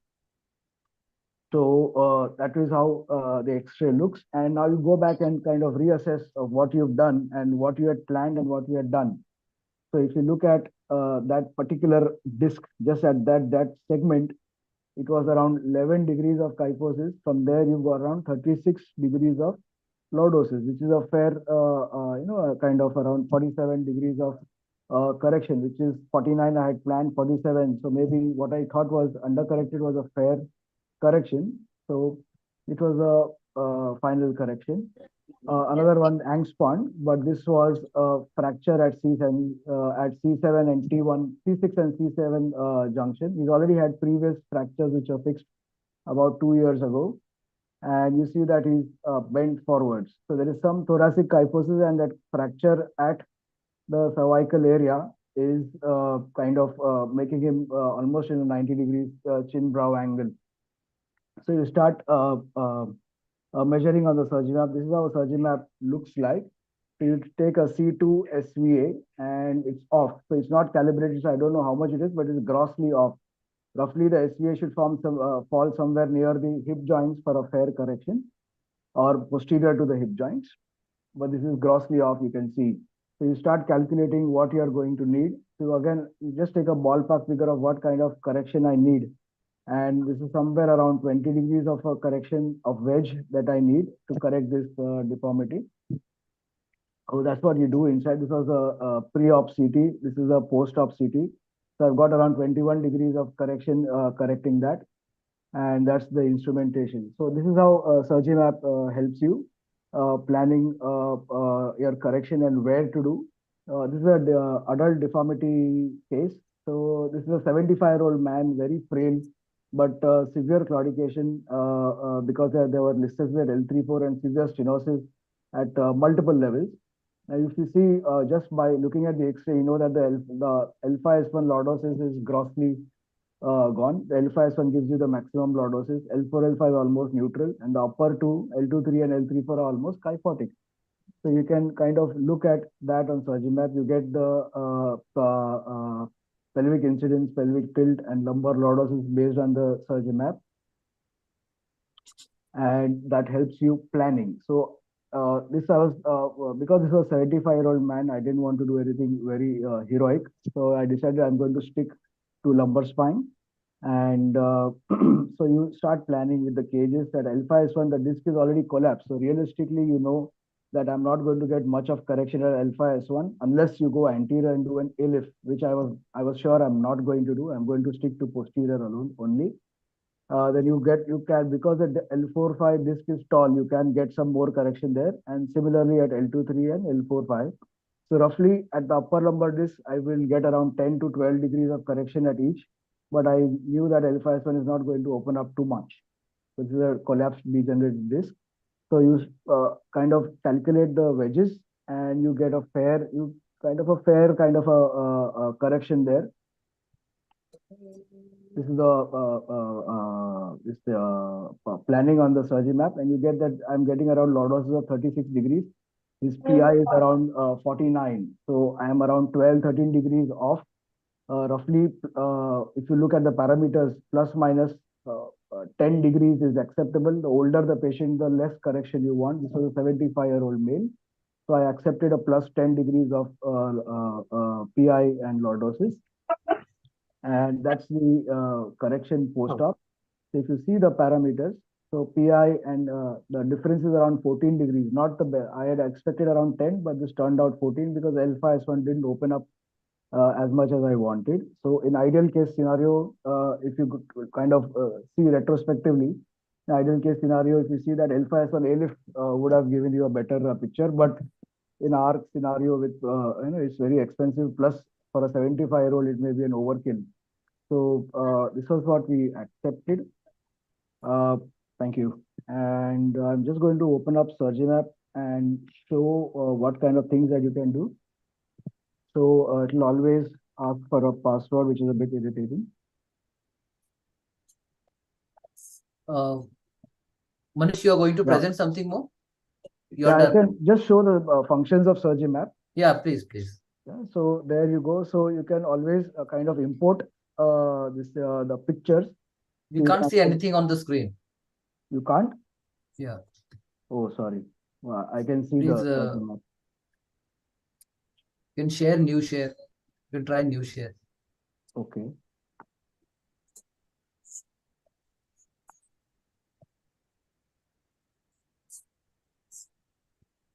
Is it seen now?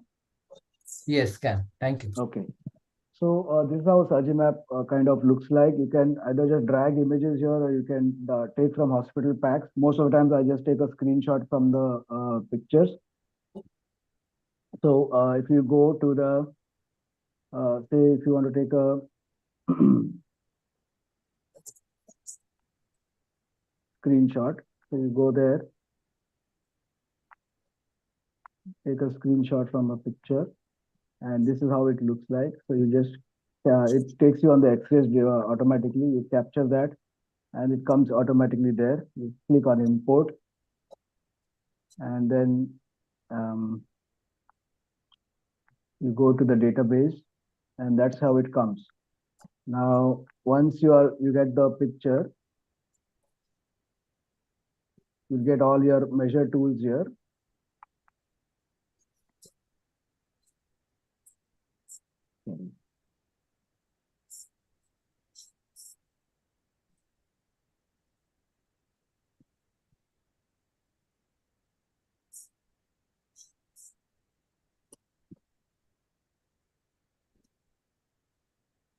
You get the tools here. I don't know why it's not showing.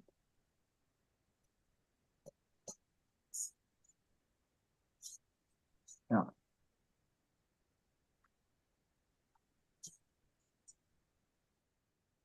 Can you see the tools? Yes, can. Please. Right. So you get all various surgical, it's not showing here. I don't know why. So you get all the, first you get all the parameters to help you measure the angles. It will all be a list somewhere here. I don't know why it's not showing.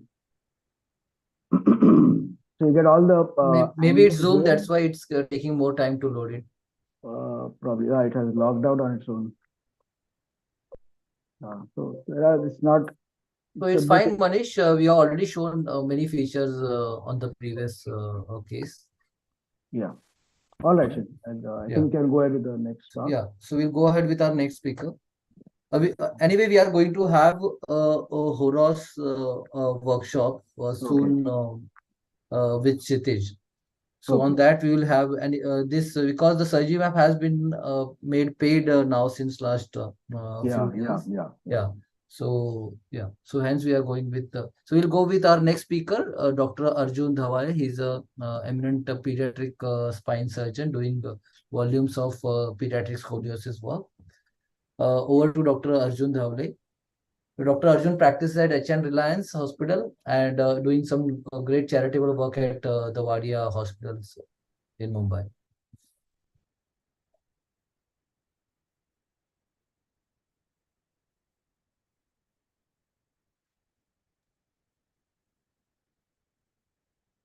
Thank you very much, Dheeraj, for this invitation. And I've been briefly talking about pedicle screw instrumentation and the differences between the reduction screws, polyaxial, monoaxial, and uniplanar screws. So I'm going to try to introduce the subject. I didn't see any other talk on pedicle screws. So for the trainees, I feel it's a very, very important subject. Now, this is a very important article looking at the biomechanics of pedicle screw-based instrumentation. And I will suggest that you all go through it. Now, the pedicle screw has a head, a neck, and a body, okay? And the pitch is determined by the threads. There is an outer diameter and an inner diameter. That's how we decide the size we want to use, okay? It's very important that the screws are convergent and of adequate length, and the cortex should not be violated during the screw insertion. Now, this is a landmark article by Kim and Lenke, which basically popularized the use of pedicle screws in scoliosis. And Suk, of course, is the father of pedicle screws in scoliosis. But, this article really did popularize the use. And it describes the freehand placement. I will again suggest that you all please go through this article before the cadaver workshop. It involves the facetectomy, so that you can expose the superior facet. Now, it's very important that when you are making a pedicle screw entry, you are in the outer aspect of the superior facet. You should never be in the inner aspect of the facet, because that means you are going to be in the canal. Okay. Now, these are the landmarks for the different screws, roughly. Of course, there is variation, and it's very important that you palpate and feel for a breach. Okay. This is the technique, with the Lenke probe, where you start and you have your probe facing outwards, and then you, after the mark of 20, turn it inwards. It's always important to palpate with the probe during this process. Never go blindly. You always, with the sound, you sort of check your length, and then you place the adequately sized screw. And you have to under tap usually, and then you finally place the screws. Now, what are the different types of screws? There is a monoaxial screw, which basically has no movement. It's a fixed screw. There's a polyaxial screw, which has movements in, all directions. And there's a uniplanar screw, which is having only in one direction. Okay, this is a popular screw, especially for kyphosis corrections like Schurman's, etc., but also very useful tool in scoliosis. I will show later. Now, this was a study which actually I had worked on when I was a young fellow at DuPont, and it was actually a comparison of hooks, hybrid instrumentation, and pedicle screw instrumentation. So the CD instrumentation, and there were different groups which were equally matched. This is the examples of the cases from that study with the hybrid and with the pedicle screw system. And of course, it was found that the pedicle screws gave the best correction, but significantly speaking, there was not a great difference between the pedicle screw and the hybrid groups. Okay. And the correction was maintained the best in the pedicle screw. But of course, the surgical time and the blood loss was higher in this group. Remarkably, there were no differences in the SRS 22 scores, between the groups. Okay. So this is a good study by Kuklo looking at the correction in monoaxial versus polyaxial thoracic pedicle screws. They looked at various parameters, examples from their series, and 30 patients who had, with 15 mono and 20 polyaxial screws. Okay, and they found that both provided excellent coronal deformity correction. However, although the mono screws provided a better derotation, the hypokyphosis was seen. Okay, now this is a case of mine. Okay, basically a patient who's got a Lenke 1 curve. You can see she also has a listhesis. These are bending films, MRI, and these are the intraoperative radiographs. I chose here to sort of leave the lumbar curve And this is a follow-up. You can see, this is a patient who I have used only polyaxial screws with a lower implant density. I have not used a very high implant density. I wanted to sort of see that the two curves are balanced. I didn't want to overcorrect the thoracic curve, and I also wanted to restore the thoracic kyphosis. So for this patient, I have used polyaxial screws. These are the imaging later, and you can see that the lower curve and the upper curve basically are balanced out. There is no significant change, and this is the patient clinically at 2 years. Now, Siddharth, one of my former colleagues who's now moved back to the US, he had looked at the study of uniplanar versus fixed pedicle screws in AIS, and again, they compared the uniplanar versus the monoaxial screws, and they found that actually the uniplanar screws are better. Now, it's also very important to understand that using fixed screws is very difficult. You have to really contour the rod perfectly. It's not that easy to, get the rod in. You can have implant cutout sometimes. This is another study looking at monoaxial pedicle screws, and whether they are the best form of fixation. And in this, study, they actually found that the mono screws created hypokyphosis because you were not able to maintain normal thoracic kyphosis, which is actually one of the very important rules of scoliosis surgery. You don't want to restore the thoracic kyphosis. Now, this is another example of a patient of mine, okay? Relatively smaller Lenke-1 curve. These are her standing films, bending films, okay, MRI. And this is actually just to show you the pedicle screw placement and how you're checking on the C-arm that you're okay. You start with your one screw, then you check that your level is correct. You have to have your screw little medially placed. You have to adjust the C-arm to see properly, okay. These are to show you, after the screw placement, but you can see the top screw, there's a problem, it's a bit sort of lateral. So this screw had to be revised, okay. And then you kind of are able to accept it. This again is a patient where low implant density was used, but here uniplanar screws have been used. Okay, all right. And that is just to show you the lateral views, also to check the length. This is the intraoperative X-ray. And this is how the patient looked later. Okay. Now, we actually looked at the assessment of malposition. And we did this, one of our fellows, Kailash, looked at this in patients who had uniplanar deformities versus multiplanar deformities. So uniplanar was patients with kyphosis, and multiplanar were children with scoliosis. Okay. And we, looked at the breach. We sort of graded the breaches, and we, wanted to critically analyze what happened. This is a summary of literature. Okay. And you can see that Dr. Rajshekaran's study showed a malposition rate of 22.9% with a freehand technique and fluoroscopy. But then that same group reported only 5% malposition rate after using navigation. Okay. So definitely there is a role of navigation. Okay. And of course, it's how objectively you analyze it.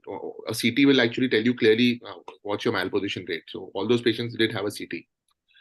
And in our study, we looked at 154 screws, and we found that there was an 18% breach rate in the uniplanar group and a 34% breach rate in the multiplanar group. Okay. And it's very difficult to pick this up on a plain radiograph. Now, the concept of reduction screws, a very, very important, use of a screw. And for, the youngsters here, I'll definitely recommend you start off with this technique. Okay. Basically, reduction screws have a large flange. Okay. And they have the extended tab. So, if your rod is in, you can basically slowly tighten. It's there's a extended angle also. And this is the sort of diagrammatic representation of how the screws are used. Okay. And then how you sort of tighten. Okay. You have to measure your rod lengths, you contour the rods, and then you pass the rod. Now, obviously, a titanium rod is more pliable versus a cobalt chrome rod. So one needs to be careful about what one is using. A cobalt chrome rod will give you a better correction, but there is a risk of an implant cutout with it.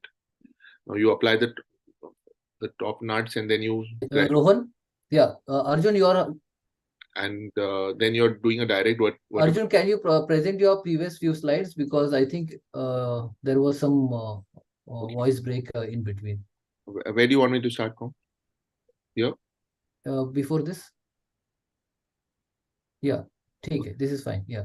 So reduction screws are important concept. I would like that all the youngsters kind of consider using this in scoliosis patients when they start, because it will give you a little bit of ease. Okay, so that's showing you the extended tab, and the way you basically do it is you put in your screws. Okay, and then you insert your rods. Okay, you measure the rod lengths. Okay, you can use a quartry wire for it.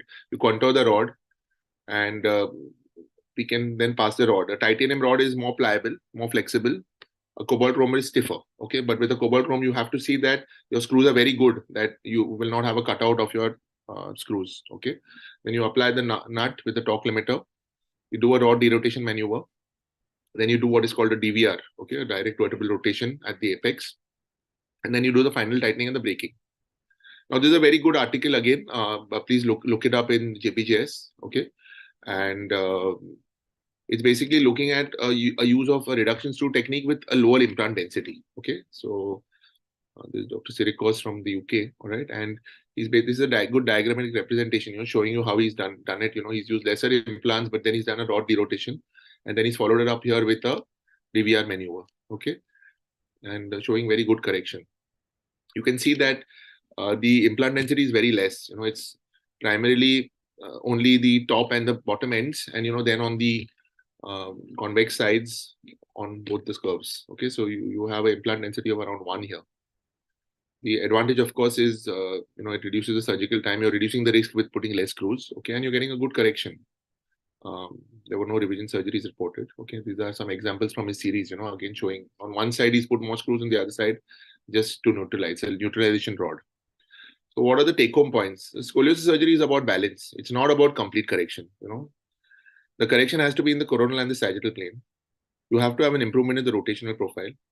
It's very important that you place the screws accurately and safely. The pedicle screw is a weapon. It can be used or misused. And there is a risk with the use of these screws in scoliosis if you're not able to understand the rotational profile. There is a role for monoaxial, uniplanar, and polyaxial screws. And of course, the role of reduction screws. And one needs to optimize the implant density, because cost is, of course, a factor.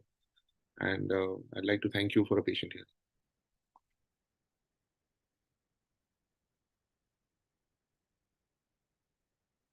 Is there any questions?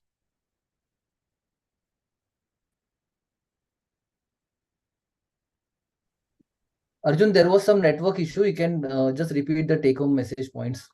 Okay. So the take-home message here is that scoliosis surgery is about balance. It's not about a complete correction. The correction has to be in the coronal and the sagittal plane.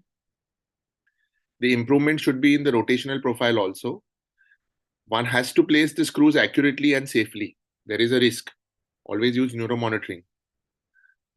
There is a role for monoaxial screws, uniplanar screws, and polyaxial screws in different scenarios. I will advocate the use of reduction screws and optimize the implant density.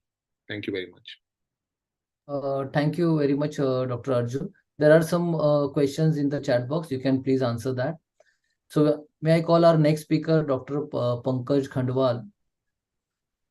Dr. Pankaj Khandwal will be presenting a video on correction maneuvers in adolescent idiopathic scoliosis. Dr. Pankaj, are you there, sir? Hi, good morning, everyone. Yes, good morning, sir. Please Morning, share your slides, sir. So Dr. Pankaj Khandwal is heading the spine unit at AIMS. Okay, is my screen visible? Yes, sir. Okay, let me start with this talk on correction maneuvers in AIS. Thanks, Dheeraj, for having me here. Without much ado, I'll just go to the case. This is a 16-year-old male who came to me with deformity back for last 3 years, which is progressive in nature, and neurology was normal. Now you can have a look at the clinical pictures of this patient. His right shoulder is higher up, and he's got a truncal imbalance. You all can appreciate that. He's got a hypokyphotic kind of a sagittal profile of the thoracic spine on clinical examination. And the arm to chest distance is also increased on the concave side. There are no telltale signs of any underlying cord anomaly or any syndromic association. So clinically, we thought it was most probably, we were dealing, it was a right-sided curve, which you can see. We are most probably dealing with the adolescent idiopathic curve. And then we went ahead with the imaging. These are the clinical, these are the radiological imaging. I think enough has been stressed upon the standing films of the patient. These should be PA view and lateral view with a clavicle position, as they say.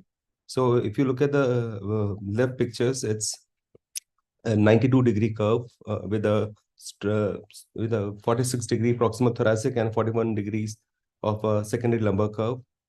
The sagittal profile fairly looks fine.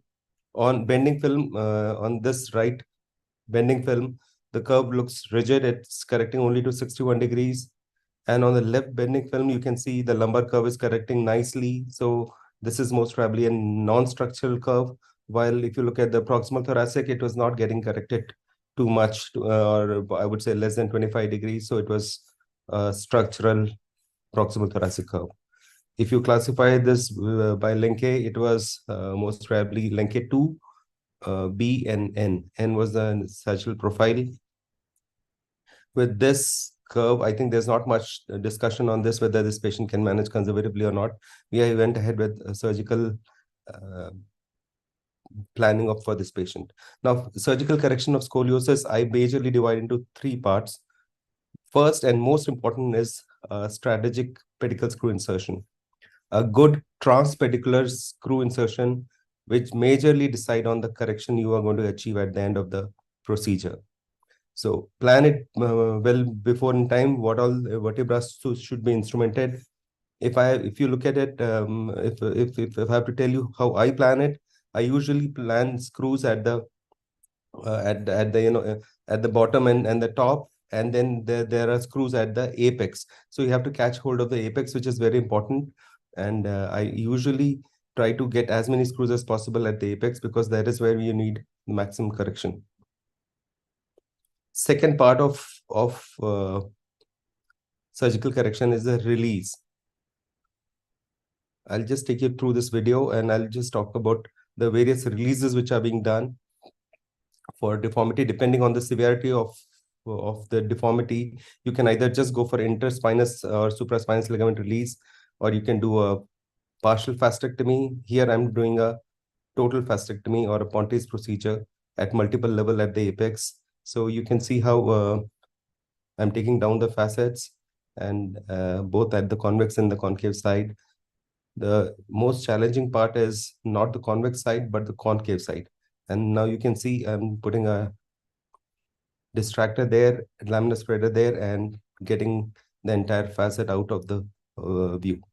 So that was about release. And third most important correction maneuver, or the way by which you can correct the scoliosis, are the various correction maneuvers. I'll be taking you through 3 of them basic principles of correction maneuvers, which are tried in AIS and which I tried in this patient. The first one, so the trick is to over contour the concave rod. The concave rod is the main correcting force for the scoliosis patient. So you over contour the concave rod. You place the concave rod in the coronal profile, and then gradually you can see I'm holding it with the 2 rod holders.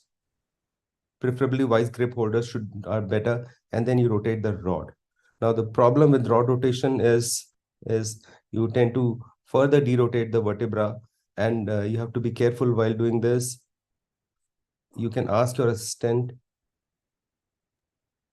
Now you can see the rod has been rotated, and we are just trying to fix the rod with the screws.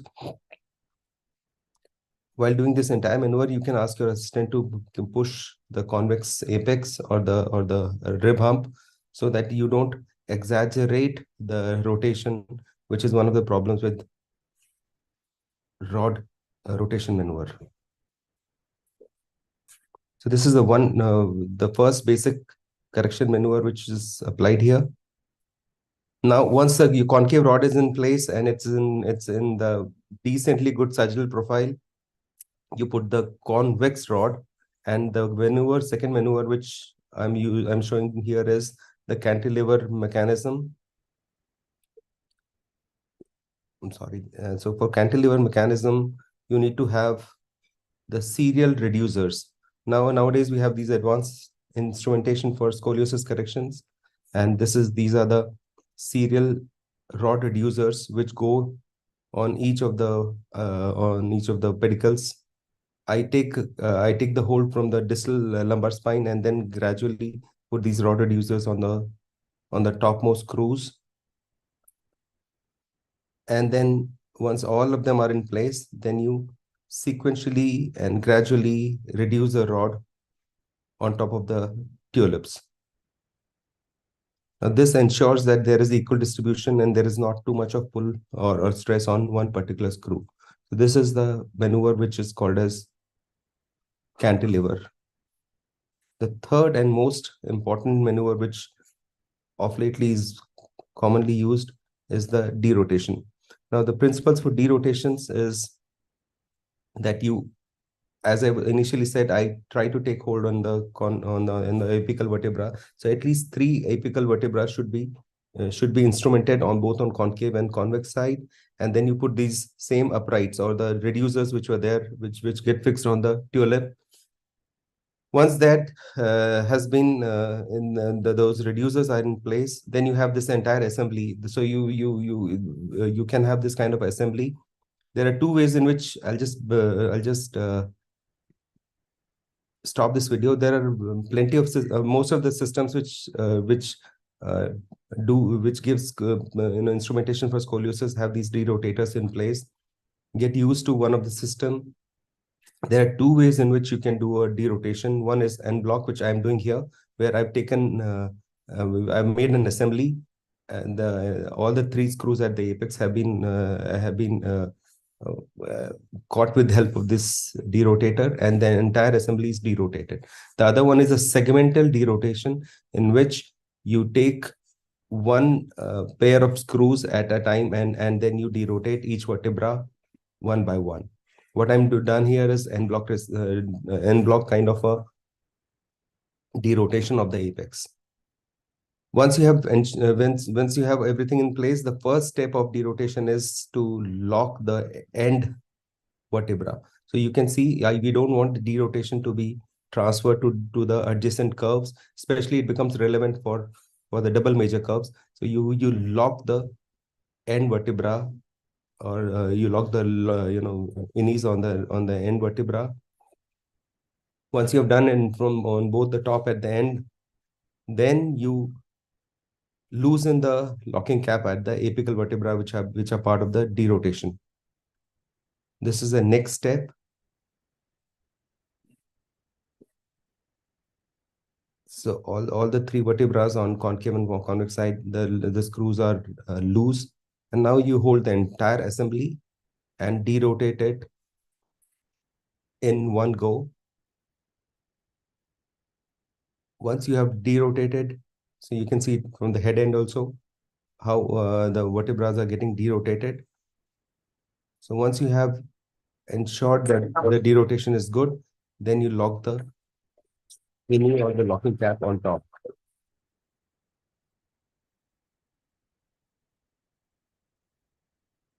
So this is the maneuver of derotation and block derotation, which was attempted for this patient.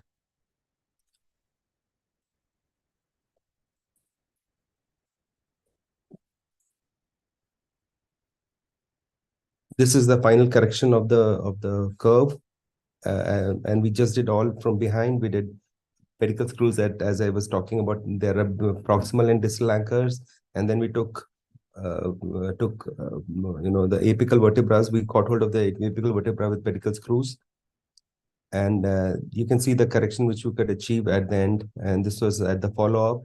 There was nearly 65 to 70% correction of the main thoracic curve. We tried to do a selective thoracic in this patient, and we kind of got away with just selective thoracic. We saved a lot of lumbar spine, and we did not instrument the proximal thoracic curve as well. The clinical pictures of this patient, as you saw in the pre-op, and now these are the post-op clinical images. You can see how the rib hump has improved compared to the previous. This is primarily because of the derotation. There was not much done for the rib. We did not do any kind of costoplasty kind of thing. And you can see on the sagittal profile, we could decently get good correction on the sagittal profile also. And the entire symmetry of the spine in the AP view or the PA view also has been restored. These are my acknowledgements. Thank you. Thank you very much, Dr. Pankaj. So you can stay with us and answer the questions in the chat box. So may I call our next speaker, Dr. Gurdeep Das. He is also faculty in AIIMS Bhubaneswar. Over to Dr. Gurdeep Das. He will be presenting on PSO and how he does that. He will be showing that. Dr. Gurdeep? Yeah, good morning. Dr. Gurdeep Das, yeah. Yeah, Please share your screen. Yeah, I am trying to share my screen. There is some issue. Just give me 2 minutes. Can the next speaker have? Because I think there is a snag where I'm not able to. Okay, fine. So next speaker is Dr. Ruben So. Dr. Ruben, yeah. Yeah, so Dr. Ruben So is yeah. Hi. So how you are going to present, Dr. Ruben? I think you're traveling. I hope the network is okay. Please unmute yourself. I'm reaching the destination, so I can present. Fine. So we'll invite our next speaker by the time. Gurdeep, you are ready? Yeah, I think it is asking for some permission. So it is asking for some permission. Give me 1 minute. I think if the permission is granted, it probably will share my screen. Ruben is, I think, is okay to share. So please allow Dr. Ruben to share. So do you want me to talk, or shall I let Gurudeep go first? Yeah, you please go first, Dr. Ruben. So thanks for accepting our invitation. Oh, thank you for inviting me. Thank you. Please go ahead with your talk. Sure. So first of all, thanks to the committee for inviting and for Dheeraj, and it's nice to meet everybody again. I know we saw touch base last year. So this my talk is talking about spinal pelvic parameters and its practical application. And I think that I will try to use a work example to try to make it a bit more applicable to our daily practice. So increasingly, I think we all recognize the importance of the sagittal balance. You can see the number of papers in the PubMed. Basically, they have quite a number of discussions here on and papers on sagittal balance. And essentially, really, I think we all recognize that the pelvic incidence is equals to the sacral slope plus the pelvic tilt.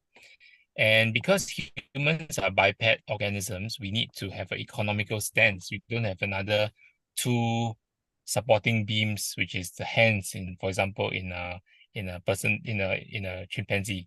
And so as a result of that, we definitely will need to have economy in standing. And this economy in standing is all sitting on the pelvis. And the pelvis is actually a key structure in load bearing and locomotion. The sacral plateau transfers the load from the trunk to the pelvis, and of course the femoral heads. And so it's because of these two key areas. That's why we then know that there's importance of how the pelvic incidence is relationship to the lumbar lordosis. And then in general, I think we all recognize that for patients who have a big lumbar lordosis, they also tend to have a big pelvic incidence, and vice versa as well. Now, the patients right now, of course, with and therefore we have this curve number PI equals to LL plus minus 9, which was this described many years ago in 2013 by the group from Frank Schwab's unit. And this is, of course, since then been revised and improved, and also I think has been more applicable to different age groups and different ethnic groups as well. And so this is always it's a changing equation, it's a changing number that we need to address. But certainly we know that if we do not pay much attention to the lumbar lordosis in our fixations, we definitely will have a higher rate of revisions. And this is, of course, the paper from Rotenflu many years back in European Spine Journal, which showed there's a 10 times increase of revision when it comes to pelvic incidence mismatch with the lumbar lordosis. Now, if we look across the various years of the discussions, there is of course different kind of targets that we're talking about, and we know that that in Rusuli in 2005 described 4 types of curves, but over then apart from the description of curves there is also different types of way of calculating what is the target lumbar lordosis. And in addition to that, in more recent years, we've been looking at ideal age-specific radiologic goals.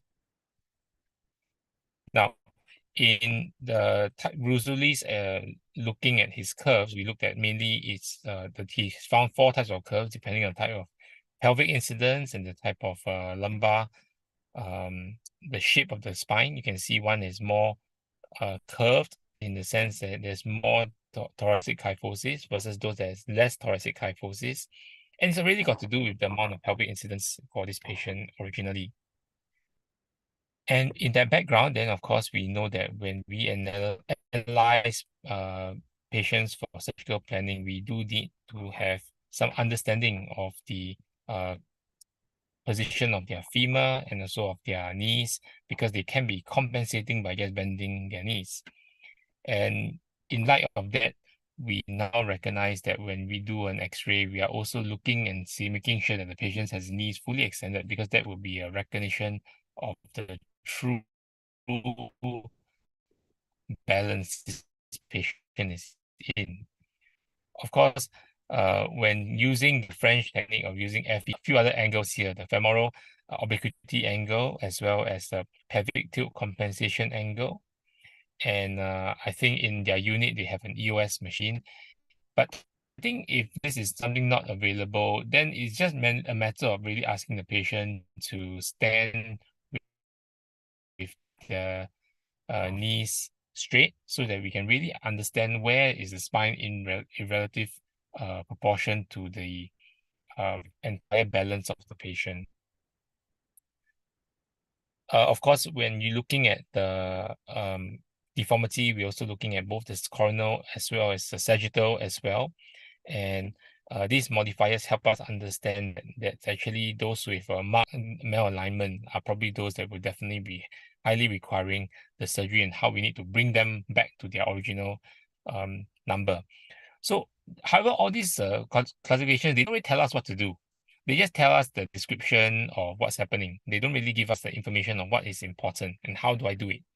And so that's when, you know, even though they can tell you that there's a certain amount of risk, and in terms of the poor outcome risk, we want to know as surgeons, how do I settle this problem? How do I take this patient and bring him from a poor state of health to a better state of health, right? And so that's where I think scores like the GAP score come in, and basically it's looking mainly at pelvic incidence base, and so they can understand how much correction is required. And what I talk about relative lumbar lordosis here is that the ideal lumbar lordosis is actually 0.62 plus 29. Now, I think this is easy to use in the day-to-day practice, and certainly something that I use. And one also must remember that most of the lumbar lordosis is actually found in the L4 to S1 junction, right? And so for patients who once you know what is the PI, you can just take 0.6 times that, and you know that is typical lumbar lordosis that you require. And then from there, take 60% of that and try to dial that into L4 to S1, and then you know you hit your required targets. So the GAP score put them into the proportion of whether they are proportion, moderately disproportion, and severely disproportion. But because it is fairly lengthy, I don't use it regularly on a basis unless the patient has a marked deformity. And I think most of us, we on a day-to-day basis, we are dealing with 1, 2, 3 level degenerative spine. And we do take on some of the additional complex cases with marked deformity from time to time. But it is the day-to-day practice that I think we want to make ourselves better at what we are doing. And so I find that the gap score was helpful when it comes to using for our patient population. And of course, it helps to assess the risk of radiographic, on radiography, the evidence of mechanical failure risk. And of course, it was helpful in determining whether it is likely to be, if I've hit my targets with regards to looking at the pelvic tilt post-op. Age is also important, and I think this basic paper basically just tells us that you would not want to correct a patient who is in their late 60s to a alignment of that of their 20s, because they have been so used to having that stooped over position that they have high risk of having a PJK.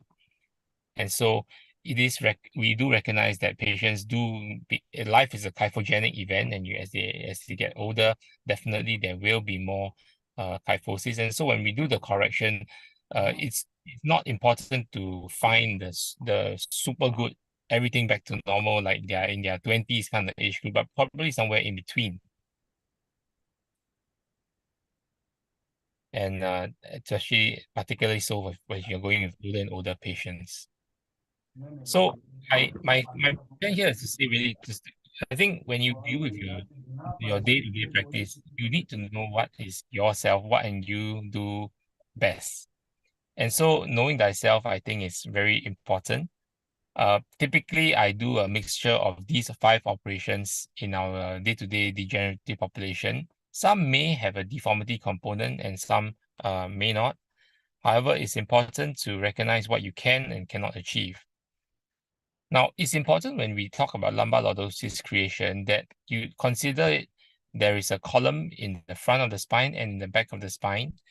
And if we place the cage very far back, we may be able to get a lot of foraminal height improvement, but then we will end up with less lordosis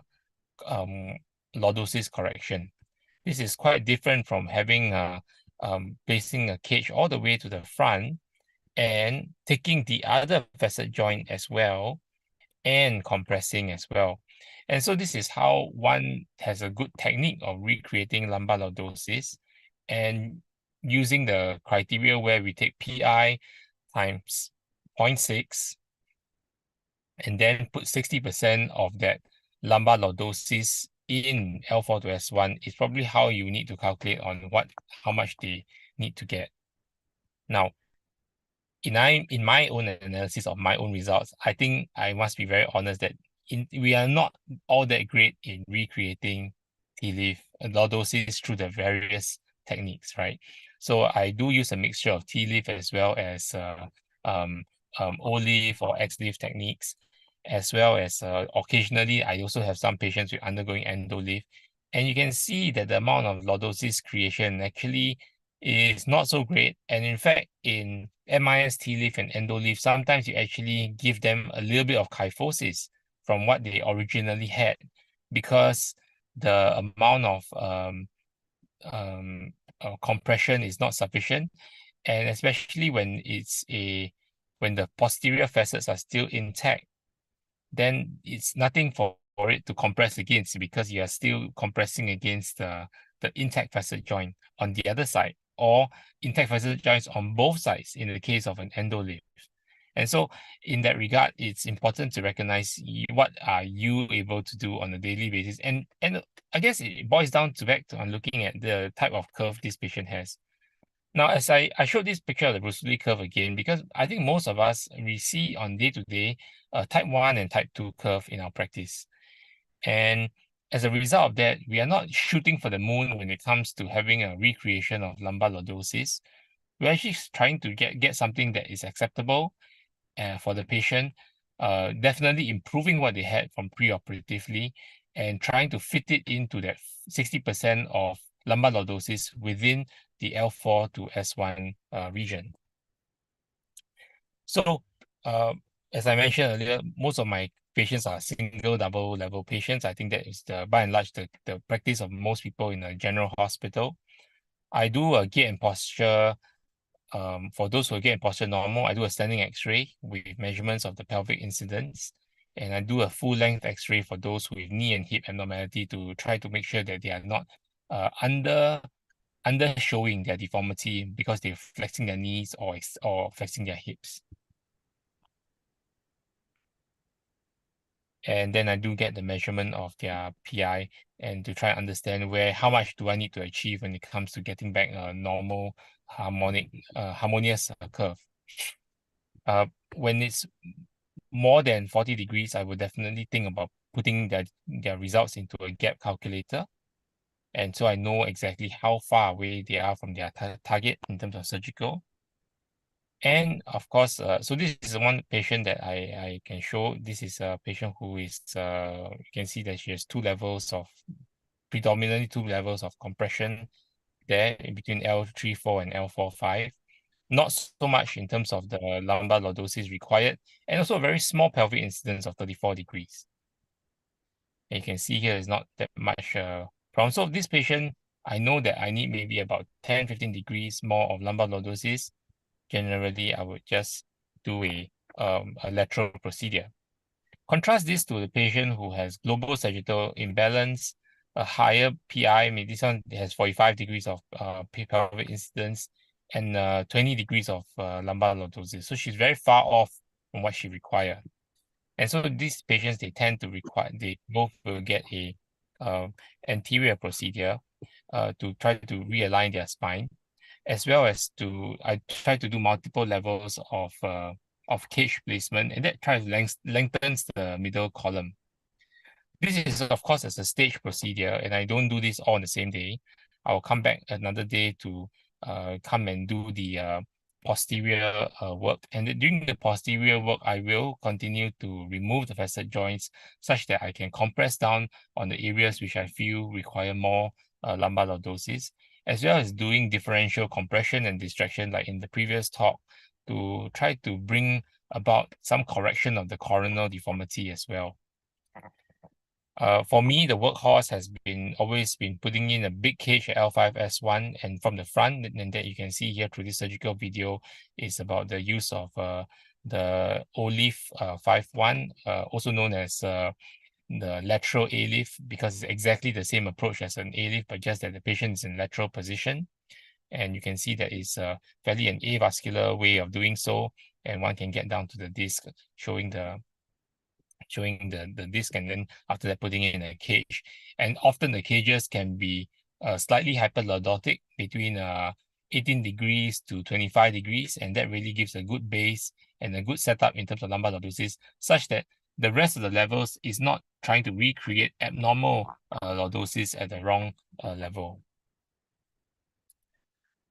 So this is the same patient who has undergone a stage procedure, stage 1 anterior work, stage 2 the posterior work. And that earlier patient that I showed who had the 3 levels of stenosis, she had improvement of the gap score following the surgery. And of course, you can see that I didn't go crazy with regards to changing the lumbar lordosis. I only just use it to increase wear method, the L4-5 and the 5-1 region. Now, in this age of MIS surgery, I think it's also we recognize that MIS has also some limitations. This is a good paper coming out of Kansai University. And it shows that actually you can see here in red that the amount of correction in lordosis is actually maybe only 5 degrees more when it comes to MIS T-leaf versus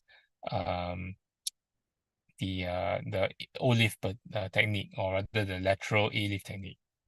And it's not a huge amount of difference because once again, don't forget that your facet joints behind are still intact, and so everyone's levering against that facet joint, and there's nothing to shift that away. And so this brings me back to talking about how, when we must know what is required and what can be achieved when it comes to your own practice. That's important.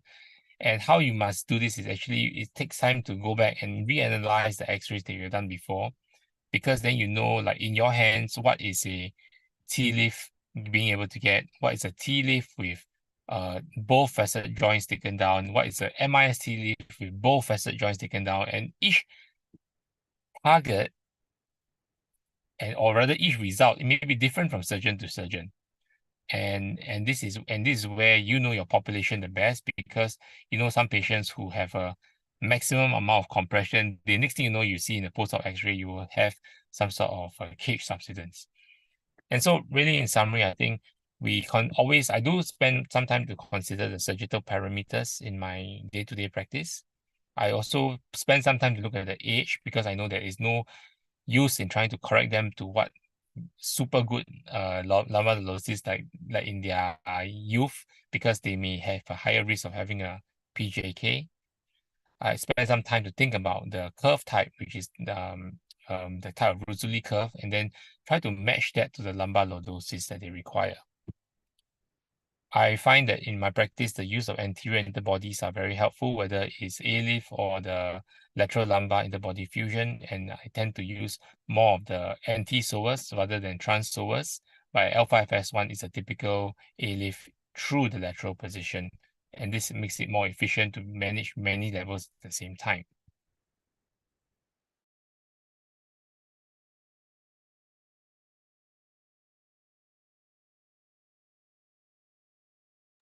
Dr. Ruben, please unmute yourself.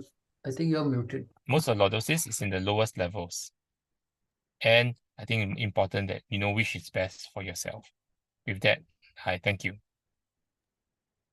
Thank you, Dr. Ruben, for presenting such a wonderful talk and making it simple, such a complicated subject. You have made it extremely simple to understand to most of us. Also presenting us the gap calculator. It will be quite a useful tool for all of us to plan our day-to-day cases and align it well. Thank you very much again. So you can stay with us and answer a few questions in the chat box. So if Dr. Gurdeep is ready, we can move ahead with you. Is my screen visible now? Yes. Okay.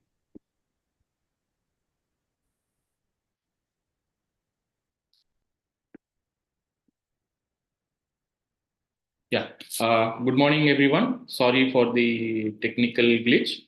So thanks, Dr. Dheeraj, Dr. Vishal, for the opportunity. I have been asked to speak about pedicle subtraction, the surgical video on the pedicle subtraction osteotomy. So pedicle subtraction osteotomy, as you know, was devised as a technique for correction of sagittal plane deformities. It allows correction of up to 30 degrees of deformity correction per level. The key thing is it shortens the posterior column without disturbing the anterior column, and L3 and L4 levels are the most commonly preferred levels. The indications are mainly it is being used in fixed rigid spine when you want to correct the sagittal imbalance. It can also help restore around more than 25 degrees of lordosis when you are trying to correct deformities in the lumbar spine. And it also can help in revision surgeries where in posteriorly fused spine, the disc spaces are collapsed or fused.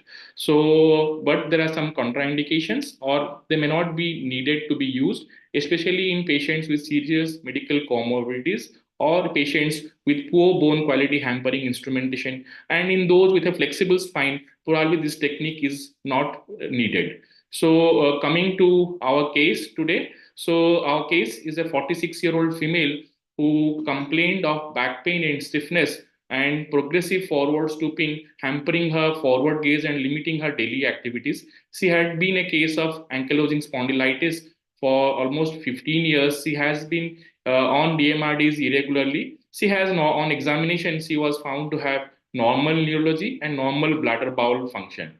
So this is how she looked like clinically. We got her plain radiographs done, and that showed the ankylosed sacroiliac joints and the spine. We got the whole spine X-rays, and we measured her sagittal parameters on the SurgiMap software. We found that the lumbar lordosis was reduced to around 11 degrees, and the overall sagittal imbalance was almost 20 centimeter. So that falls in a good indication for surgery. So we planned for a pedicle subtraction osteotomy at L4 in this particular case, and we thought of doing T10 to pelvis instrumentation. So the basic steps, just to give an overview for the young guys, that it involves doing a positioning of the patient positioning of the patient. Sorry, I lost the contact again. Yeah, you have to reshare your screen. Yeah, your video. Yeah.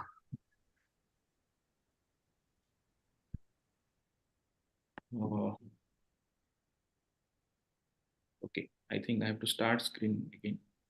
Please reshare, yeah.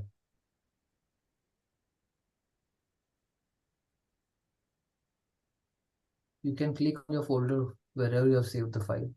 No, the file is there, but it is showing something else. Yeah, can you see the screen now? Yes, yes, Yeah. can. Okay, sorry. So the basic steps are you have to position the patient. Then you have to do a through a posterior approach. You have to do a subperiosteal exposure of the posterior elements. You have to instrument your pedicle, and if needed, you have to do the iliac screw fixation. You have to do a wide laminectomy across the PSO level. Then isolate the pedicle at the level of PSO. Do a decancellation of the pedicle and the vertebra where you are doing PSO. Then you close this osteotomy. Then finally you decorticate the posterior elements and do bone grafting and closure. So just starting with the video. So the patient is positioned prone on the OT table where you have to keep well padded bolsters. You have to make sure that the abdomen is free and is devoid of any pressure. The arms and the shoulders are maintained in 90-90 position. And you do a subperiosteal exposure. I think we should skip this part. So the next part is putting pedicle screws. You heard Sir's talk on pedicle screw technique. So we use the standard technique of putting pedicle screws, and you put it across all the levels, skipping only the level where you are planning to do your PSOs. So once you have put your pedicle screws, then you have to think about putting your iliac screws.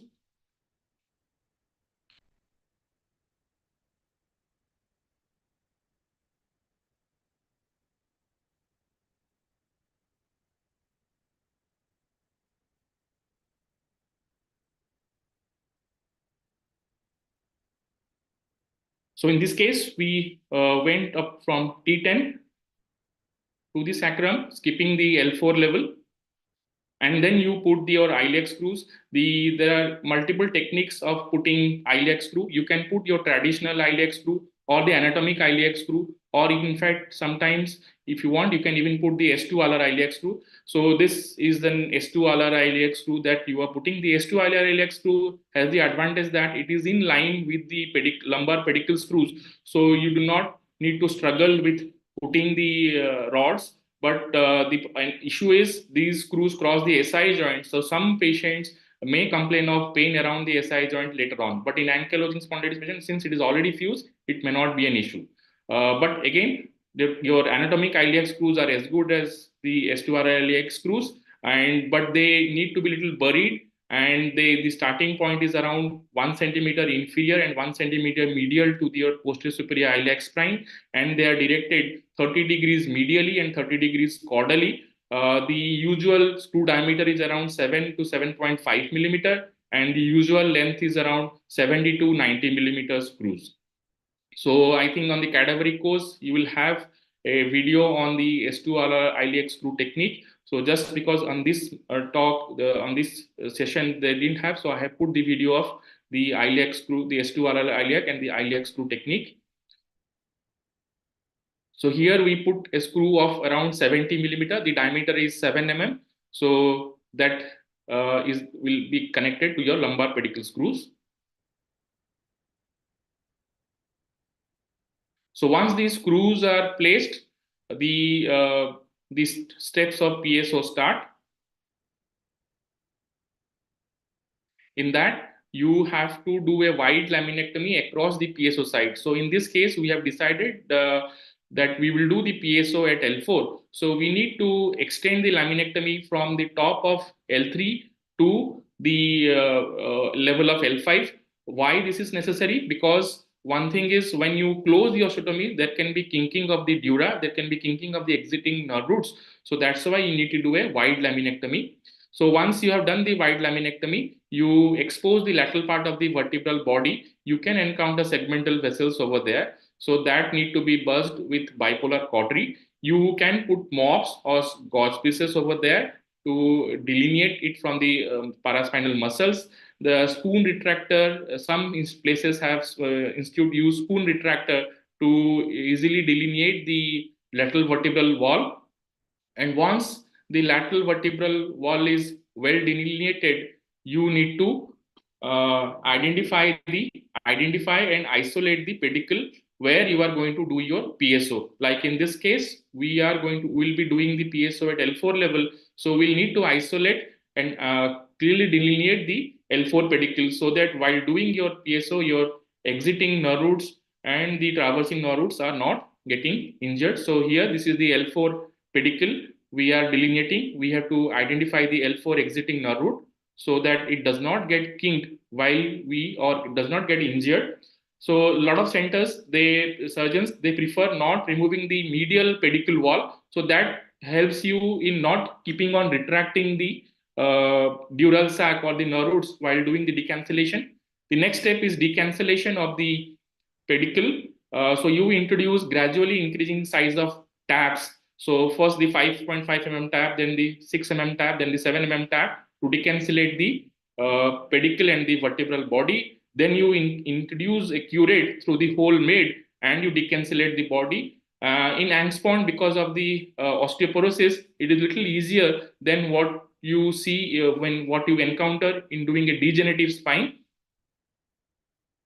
So you do this step on either side, first on the right and then on the left, and you slowly eat away the body, leaving behind the posterior wall of the vertebral body. The posterior part of the vertebral body will be removed in the end. So here, after completing on the other side, now we have started decancellating from the other side. You can use curate, or you can even use a burr. Burr is little technically difficult to use over, because if you lose control, you can injure the neural elements. So curates are probably more handy and more controllable. But once you have done the decancellation, you introduce a Penfield 4 and detach any adhesins between the dura and the posterior part of the vertebral body. And then you break the lateral vertebral wall cortex with an osteotome. And then the last step comes, that is removing the posterior cortex of the body. You use an L punch and introduce it inside the plane between the dural sac and the posterior vertebral body. And then with gentle taps, you break the posterior cortex of the vertebral body and break it.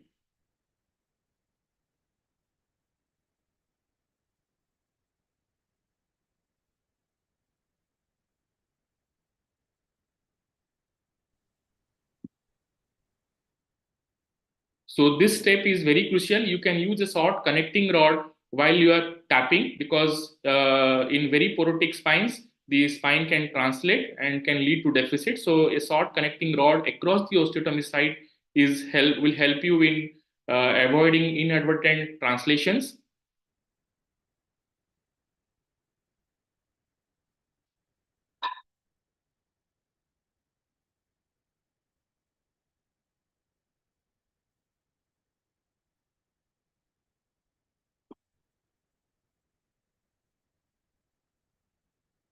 Then comes the main step of PSO, and you close the osteotomy. So while closing the osteotomy, there are many ways. You need to hyperextend the patient.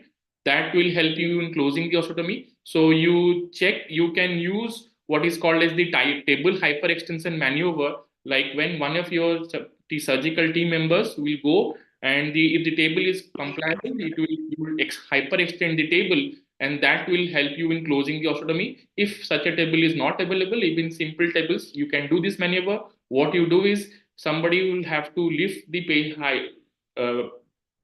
chest of the patient and then put bolsters to hyperextend the spine of the patient. And you need to check the correction noticed with the help on the C-arm.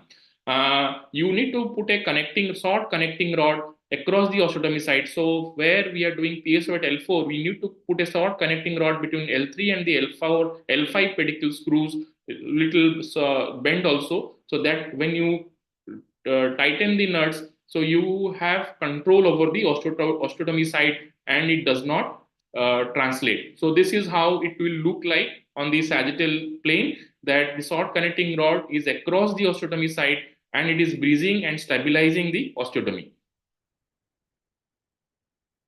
So this is how it looks. So you have connected the rod. There are two advantages of using a short connecting rod. This technique was, I think, described by Dr. Munish Gupta, and he felt that when you use a short connecting rod, you get a lot of control at the osteotomy site. Second thing is, when you create the lordosis, if you use a single rod, it is very difficult to contour the rod across the osteotomy site into the whole plane. So using a separate satellite rod across the osteotomy site helps you in not aggressively contouring the rod, and it helps you in putting the rods and achieving stability.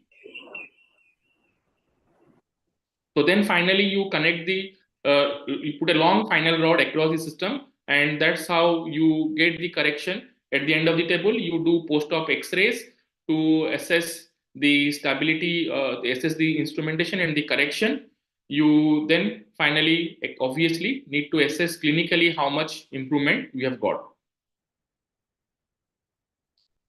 Thank you. Yeah, super. Very well presented video.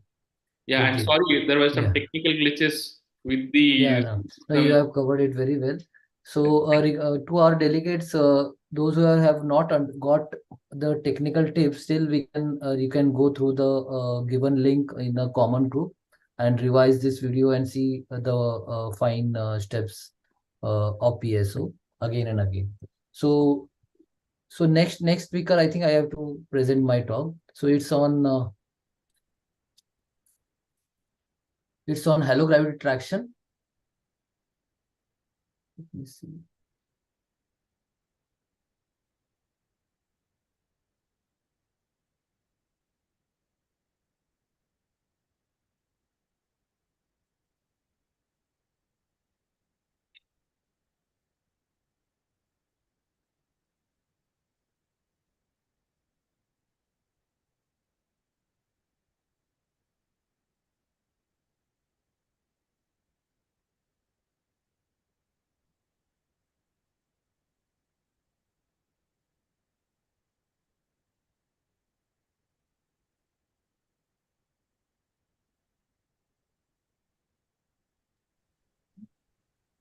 My presentation is visible. Yeah, your presentation is seen, sir. You can move on with it.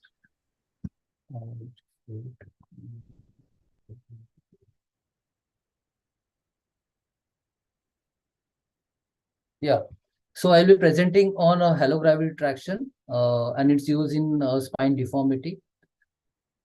So if we see cases, a big deformity in a malnourished child like this, or a respiratory compromise, severe deformity, a deformity with intraspinal anomalies and big rigid curves, a neglected curves of adolescent idiopathic scoliosis which became rigid with time, a skeletally immature girl with a big curve,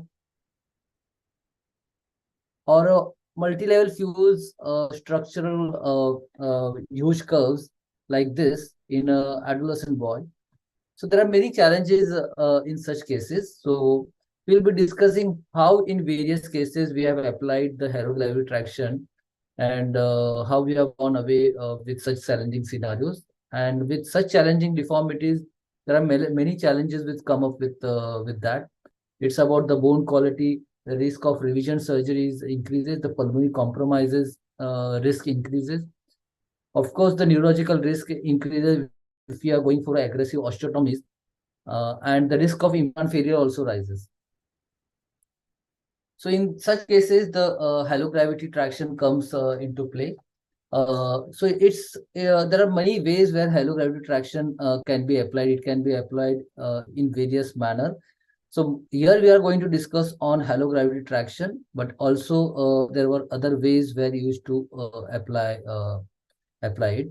It can be not just applied pre-operatively, but also can be applied intraoperative as well. It basically works on the principle of tissue creeping. When a forces are applied to a fascia, the adjoining tissue get lengthened further, and with further adding the forces, the resistance of this tissue reduces. It was applied. The halogravity ring can be applied with halogravity traction or a halopelvic traction, halofemoral or halotibial traction in a preoperative traction as a preoperative traction, and also can be applied intraoperative as well. So this is a standard halogravity traction ring. This is a torque limiting ring, where we have a torque limiting screwdriver through which pins are inserted under a particular torque. The torques on an average for a 2-year child is a 2-inch pound, and while for a teenager it's around 8-inch pound. So this is the halopelvic traction. Basically, it is used for lumbar or thoracolumbar junctional deformities. It is very well described by Yu Wang, where he has used this halopelvic traction in lumbar congenital deformities, and where he found the case insertion becomes easy because the distraction between the two lumbar nerves happened pre-operatively, and hence the amount of anchor also reduces intraoperative as well. So this is another way of halofemoral traction. Here we can apply a good force with a counter traction, and good correction can be achieved, but the biggest drawback is that patient is bedridden. So yes, coming back to what we are going to talk on is halogravity traction. It is a safe, well-tolerated, effective method. It can be applied in bed, in sitting, in standing, as well as ambulatory patients. Patient can be walking with traction as well. A good correction of 20 to 25% of sagittal as well as 25% of coronal correction can be achieved pre-operatively before going for the surgery.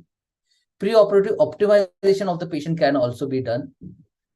Commonly, as per examine, we should go up to 50% of the body weight within initial 2 weeks, and it was commonly applied over a period of 3 to 4 weeks. 12 hours per day is the minimum amount of traction which is required, and patient can take it off when sleeping or reduce the weight as per the comfort. Gradually increasing the body weight maximum up to 60 kg of body weight can be applied.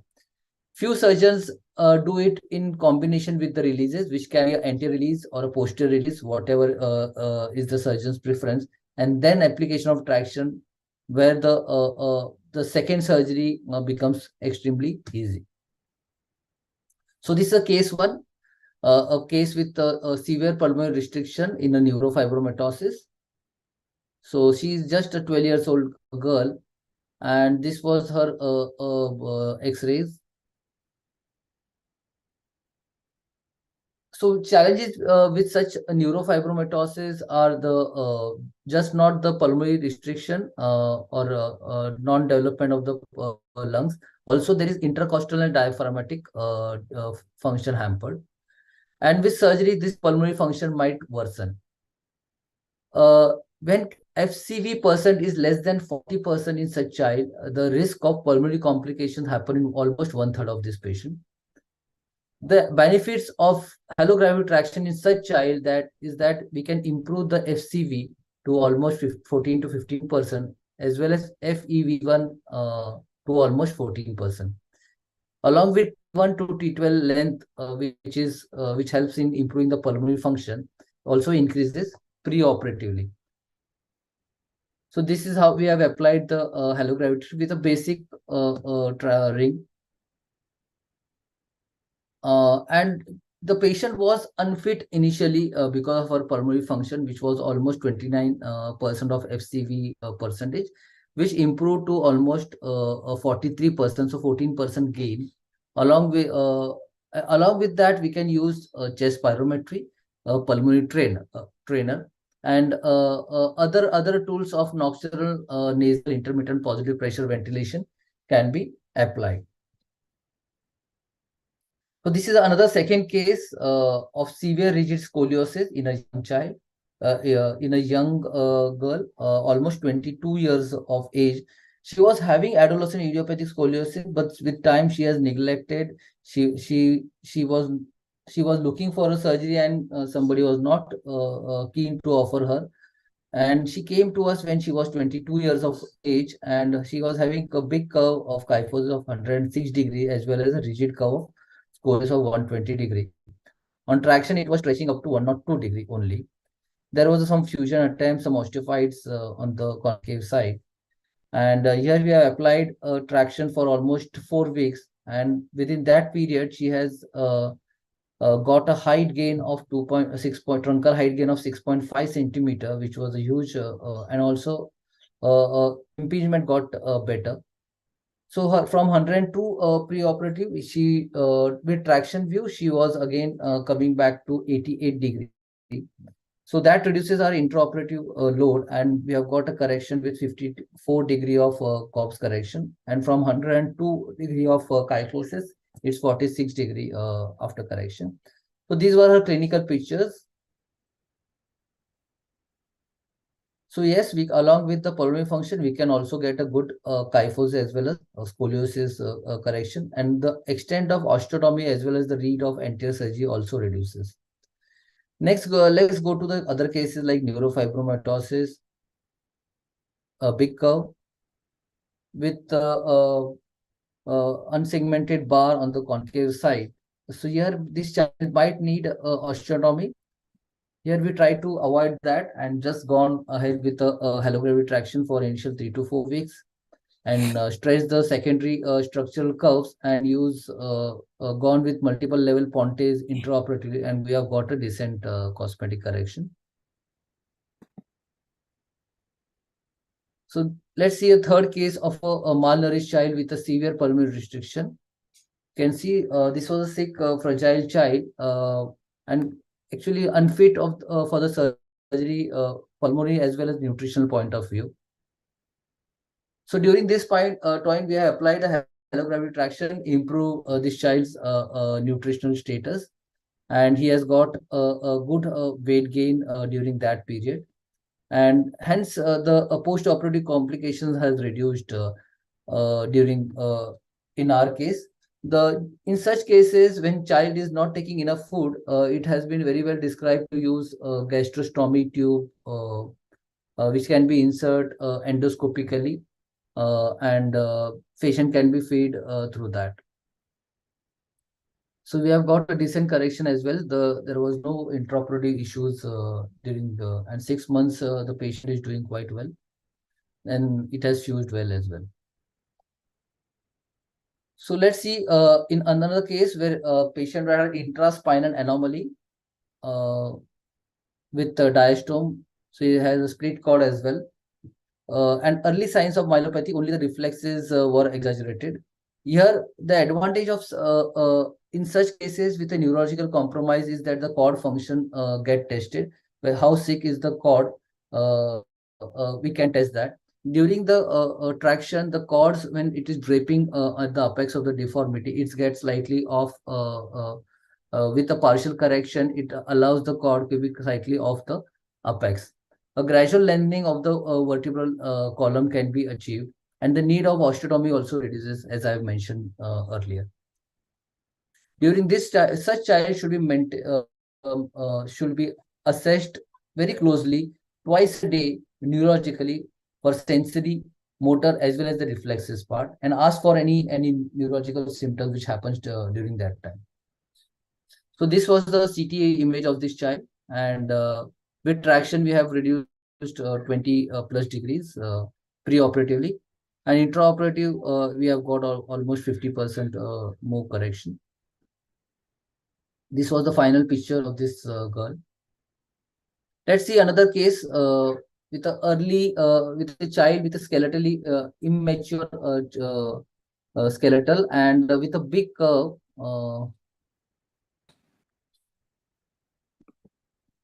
She was almost having 125 degree curve, and she was 7 to 8 years. We do not want it to do a definitive fusion. Also, going for a growing rod in such a big curve was a challenge. So we try to stretch out using a halogravity. There was some block vertebrae in between. And we have got a decent preoperative correction of 87 degree. Here we have used spared the midline structure to avoid fusion of the bony elements posteriorly, and inserting the screw percutaneously through the transverse process.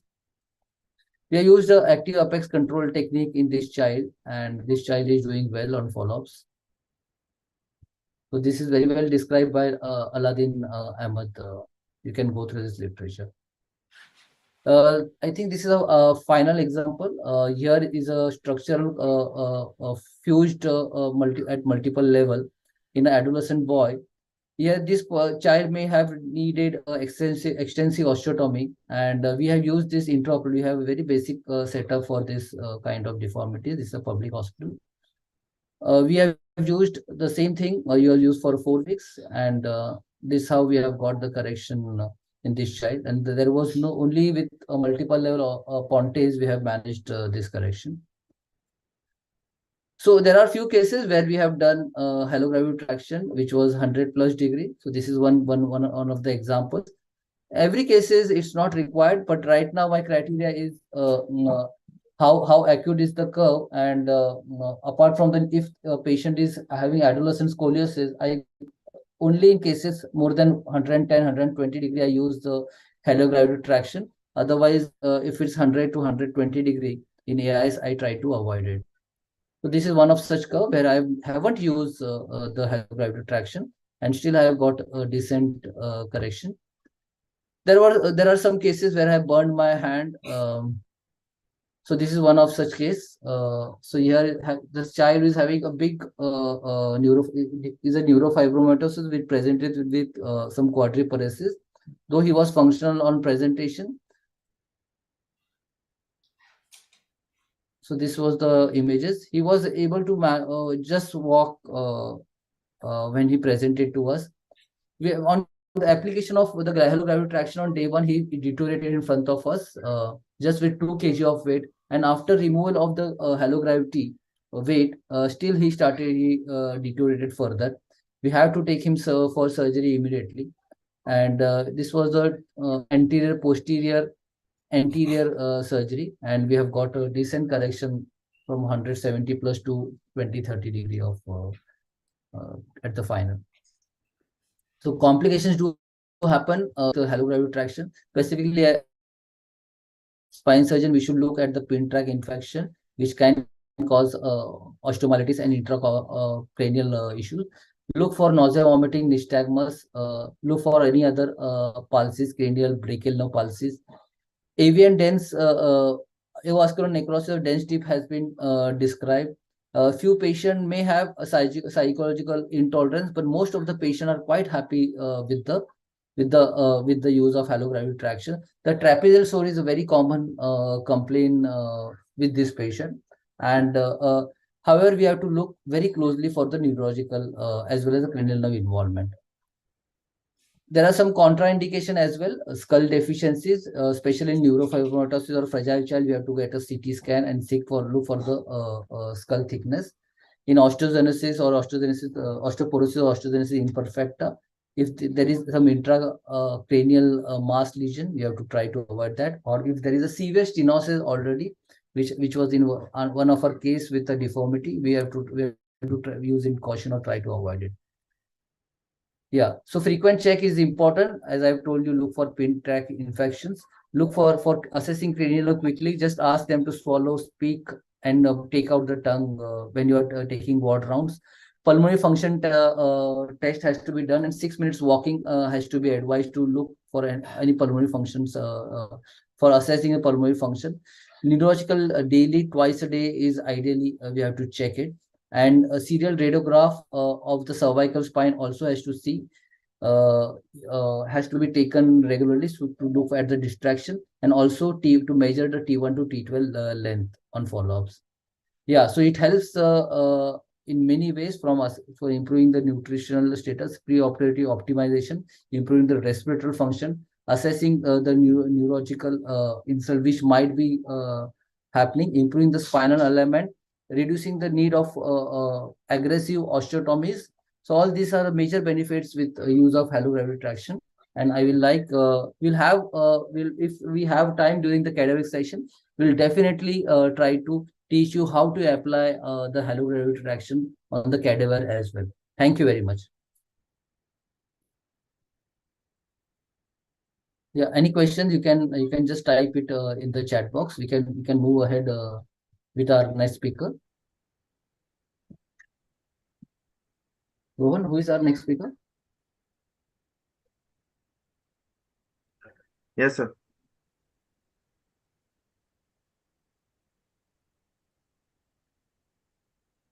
Ranjit is there. Who is Yes, our sir. next speaker? Tips and tricks, Dr. Unni Yes. Krishnan, for the tips and tricks in OT setup for spine deformity surgery. Thank you. Good morning, all. Can you see my screen? Yes, can. Thank you. Thank you, Dr. Dheeraj, Dr. Rohan, and the entire ASICON team. So after hearing all the wonderful lectures and tips of how to do a complex surgery or a straightforward surgery, let us discuss. Look at the planning, OT setup and planning in adolescent idiopathic scoliosis surgery. Now, when we plan a surgery, look at these three different curves. We know that we have to resort to a different technique of correction for these three curves. So you will fail if you plan to go to the surgery at the right, the way you do the surgery at the left. So because all these three have different curves and they all have different correction strategies and they all have different requirement pre-operative, intra-operative, as well as post-operative. So we have to plan in advance as to how we will go ahead with this. Spine surgeons, we all are used to planning and OT setup and etc. Now, what is tricky about scoliosis surgery? We know that there is a vast variability in levels of instrumentation and the kind of implant and equipment used in each case by different surgeons. There's been a very much well-quoted paper from Aubin, where 6 deformity surgeons were given the same curve and were asked to plan and also to give their choice of implants and look at the variability. So that's what we have. So we should all know that when we plan the surgery, we have to have all these things in mind. And we know that in scoliosis, the most important part is the unfused part out of our fused part. So how do we go about getting all these executed is the topic of discussion. So remember, deformity surgery is a philosophy. We all are artists as well as architect. What is the artistic part of it? Now we all look at ultimately, what is it? The patient is not bothered what levels you use or what implant you use. They want to look good. They want to look normal. You look at the overall balance, the harmonious shape of spine, look at the shoulder balance, the scapular rotation, the hump, the residual hump, the waistline symmetry. And the architect part, as surgeons, we are concerned about the instrument appropriation, extent of fusion, which Dr. Ajubo also discussed, the soundness of instrumentation, techniques, and all those. Now, to bring about this, we have to have a plan. So we have pre-op considerations, anesthesia considerations, OT considerations. Remember, you're just part of the team. Your entire staff, theater staff, the nurses, the scrap nurses, the circulating, your technicians, and most important for us, we also have to have the IONM team inside, because most of us who do deformities don't do it without having a neuro monitoring, and we should have a post-op team also in the plan. So we'll discuss how we go about it. So first part of planning an OT setup is not just theater, is pre-op counseling, and it's ideally done with the surgeon, anesthetist, and the parents present, and in which even today I explain the wake-up test to all my patients, even though I seldom do it today, because we know that in the case of a deficit, which we can have, or a IOM alert, we all resort to a wake-up test to make sure that we have done the corrective measures appropriately and take a detailed consent. So this is how we go about it. So we take a printout of the patient's X-ray and plan the anchors, and we have it printed, and this is stuck in the theater on the day of surgery. Now, what are the things you do have in your consent? You should always tell about malignant hypothermia, especially in case of if you're using SMA curves, or you're doing spina bifida, all those things. We make sure you tell them about malignant hypothermia, And you should talk about post-op. In today, it's become seldom necessary if you have massive thoracoplasties. I do consent them for post-op when it's support. Tell them about infections and post-op shoulder asymmetry, residual rib hump, neurodeficit, and in case it's a part of my setup plan that in case if I have, I always tell them that if I have an interrupt alert or a negative wake up, I will download you. I will not be able to correct you completely. So you should be told and consented. Now, pre-operative planning, what do you look at? Apart from the fitness, you look at, make sure you have adequate amount of blood and blood products available. And implants, make sure that if you go for a short, you go for a Lenki 5, the rod you require is different. Whereas you go for a Degen Scoli or a Lenki 6, you know that you have a longer rods, make sure it's available. Make sure you have enough amount of screws available with standbys. If you plan to use for reduction screws, make sure they're at least available. Make sure you got enough rod holders for your rod rotation. This is not just any set which comes off. Washed. This is probably not something new for surgeons who do regular deformities. Somebody who's not doing it very regularly. Make sure you have adequate things available. If you're used to transverse connectors, make sure it's available. Make sure you have a good bender cutter, because you should understand that what the success determines in the long term is not the coronal plane, it is the sagittal plane. Make sure you have a right size template available if you're using them. And please check the consent on the day, and also look for chest tube. The cases where you are going to plan for an anterior surgery, make sure you've got chest tube and all these things available. And I have my pictures in the theater because I always assess and reprofile them during surgery. So I have them, and always during induction, I explain the wake up, explain the monitoring, and make sure if you're using bone graft substitutes, you have them available in the theater, not in the store. And our plan is we always have Dantrolene in our theater, because once you face a malignant hyperthermia, you will not forget it. You will lose the patient if you don't have Dantrolene. As a question here, it's a very expensive drug, and it has got a shelf life of 6 months. So what we do, we have the adequate load available, and we split the cost among all the patients even if you use it, because that's how, because you have to throw it out if it is not used. They have a shelf life, but still make sure you have it in your theater. And earlier cases, we used to have these, when we started off deformities like around 18 years ago, we used to have all these steps printed out and given to my staff at least 24 to 48 hours prior to surgery. I tell them, this is what I'm doing, this is what we'll be doing, please go through it. This was given for every case for initial 25 to 30 cases till the whole team became familiar. And if I have a new scrub nurse coming in, she's again given the steps, and she's made to go to each step, because remember, don't waste time trying to grow and get for things when the staff does not know what you need. So make sure in your early case, if you're starting deformity, you have the steps written down, printed, and given to them at least 24 to 48 hours prior to your surgery. And on the day of surgery, make sure you have your bolsters available. See, you're doing a congenital scoliosis. You don't want to have the adult pads or adult face frames available. Make sure it's available. You plan well in advance. Make sure you have a good C-arm. And I load the patient with the loading dose of tranexamic acid. So make sure that you have it available for the adequate dose available. Recheck for implant sterility, standby implants. Check for your power. If you're using a power instruments, if you have the ultrasonic bone scalpel drills, make sure all the things are available. Make sure you have the pre-op plan the theater on the day of surgery, and check for bone graft substitutes on the day of theater. Now, this is how we have this printed in our theater. It is stuck to the IV stand, and then you have the monitoring leads put in. Make sure that you are there, or somebody whom you trust is there, that they are padded and placed adequately. You don't want anybody putting it randomly. And I use these, this disposable face mask for all my cases. And in adult deformities, I use the clamp. Or if I have to go to T2, or if I go to C7, I use the clamp. I use a Mayfield clamp. Not these. Make sure they're available. Make sure the patient is well padded and well positioned, and there's enough room for your C-arm and all the things to go in, go out.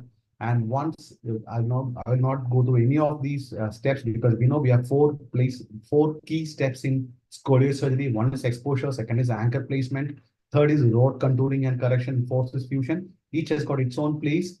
And we'll go through a couple of cases. So if you have a case like this, when you do a pre-op planning, you would know that this case requires a different set of corrective maneuvers, what you need, a different set of implants. So something like to what Dr. Dheeraj Sonawane showed sometime back. You look at these X-rays; they are very they look very difficult. So, but we like what Dr. Dheeraj mentioned. We use pre-op fractions in all these patients, and then this is how we go ahead and this is what ultimately you achieve. So make sure that when you plan, if you want to have this desired result, you should make sure you have adequate amount of equipment and standby plan available.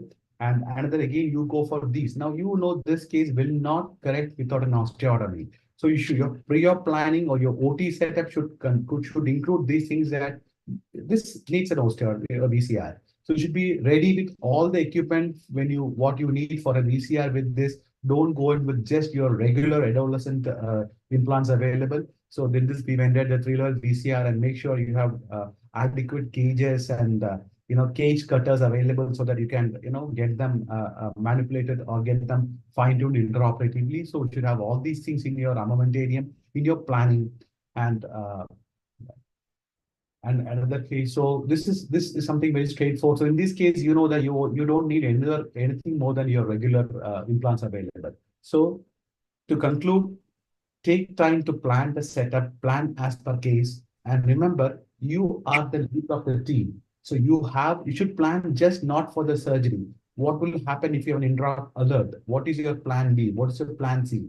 You do an osteotomy, you lose data. What will you? You should have always expect it and then go ahead, because you don't want to be taken aback when you have this and you are lost. The whole team is lost. Plan them. So when I do a VCR for a deformity, for a scoliosis, my entire team is ready for an in-drop alert. So they know that once alert happens, what are the having on my stuck onto my theater wall, what is to be done? Oxygen, steroid, undercorrect, and look at the anesthesia check and all those things. So you have to plan all these things, and as you ascend up the complexity of cases, you should have more and more mature trying to handle these alerts. Remember, you should have all backup plans. You have a screw blowout. You should have a hook in your set. You should be familiar how to use it. You should be ready with wires. So you are the leader of the team. The buck stops at you. You have to have all this in your mind. And remember, failing to plan is planning to fail. Thank you very much, Dheeraj. Any questions? Thank you very much, Ranjit. Great cases and great presentation. I will request you to share the checklist of your pre-operative planning. And over to Dr. Saumyajit Basu sir. Saumyajit Basu sir is a president ASSI, and he's a big spine scoliosis surgeon. So he will be presenting on posterior vertebral column resection. Over to Basu sir.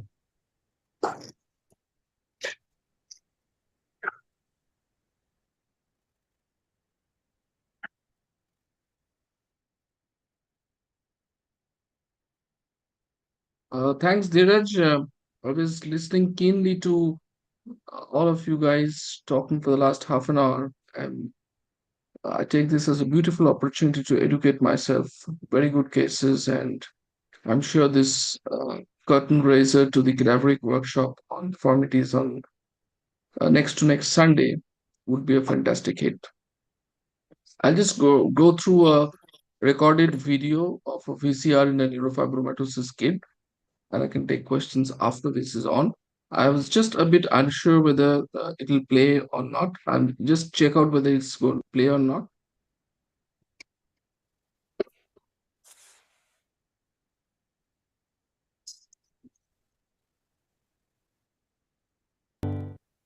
This is a neurofibromatosis girl with a severe kyphosis.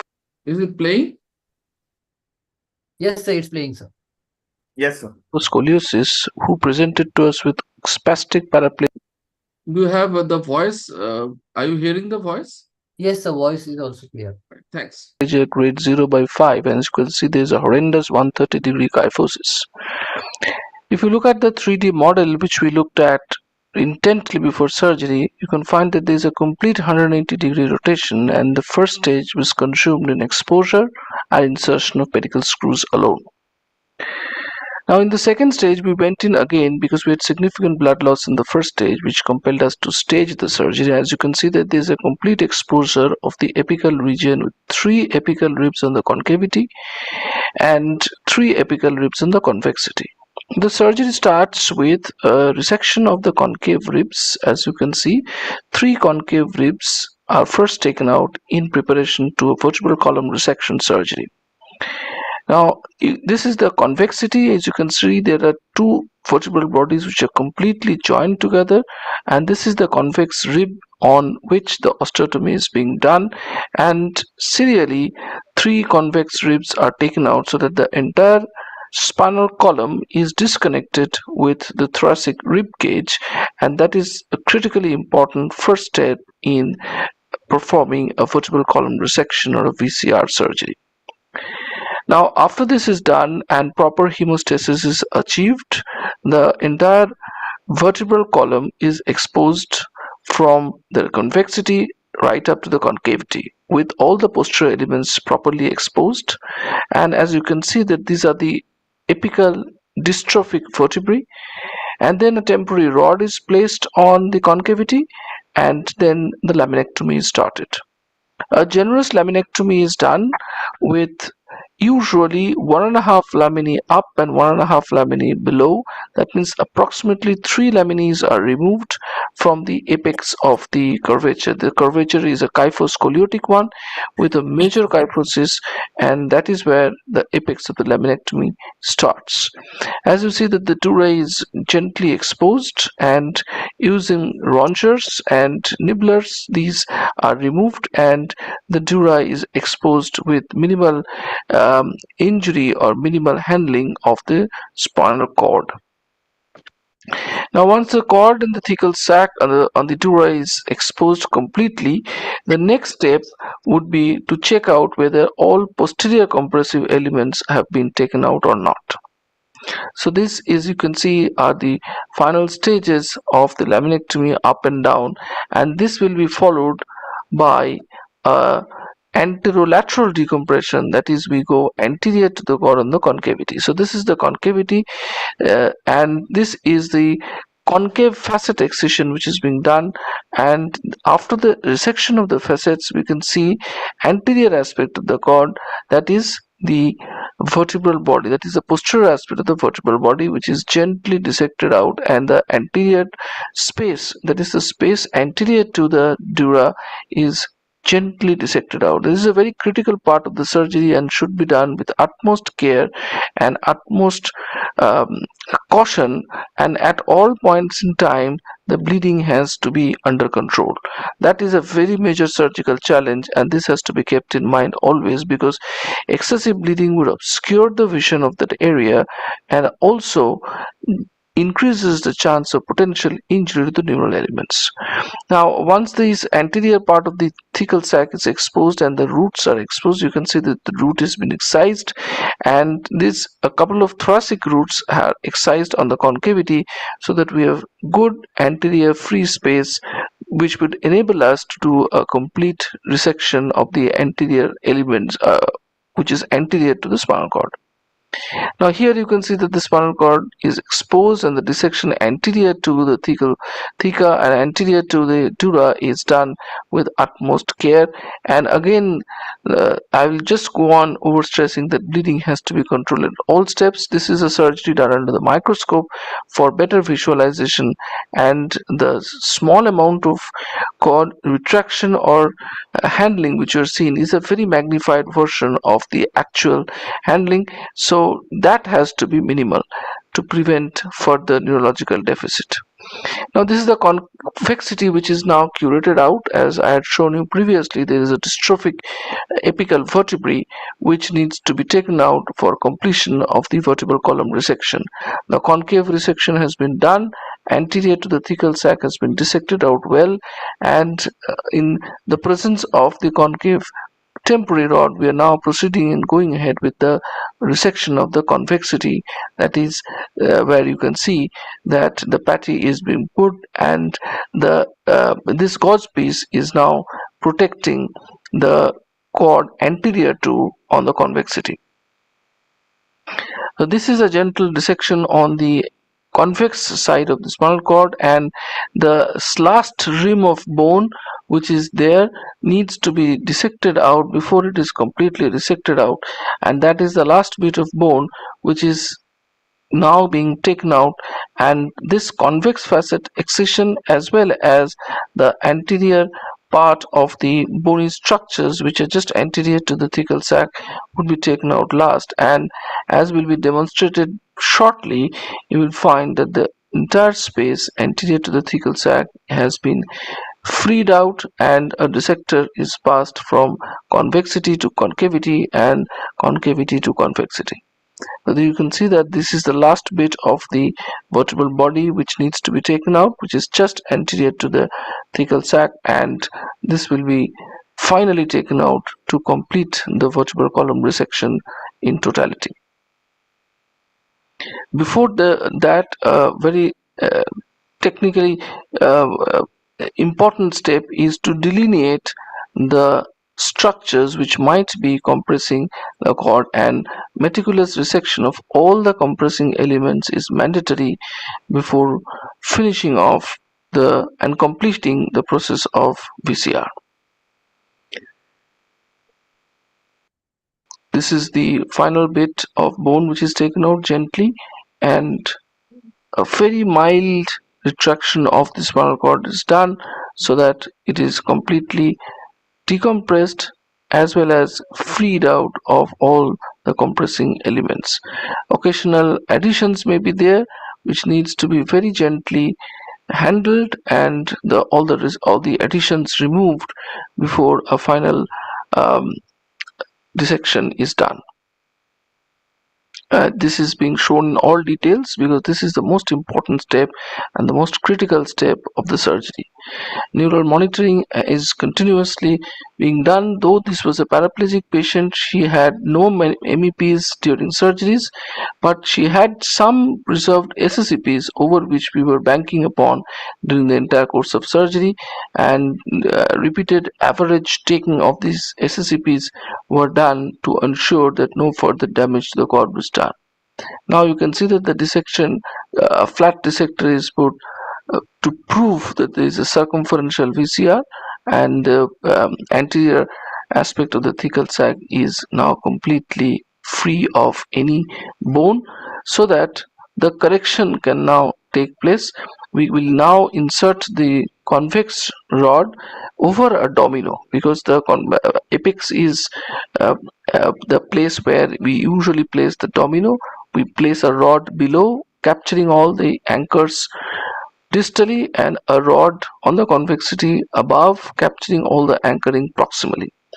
Now once this is done, we'll put in a domino to connect in these two, and this has to be done after making sure that the spinal cord is completely free.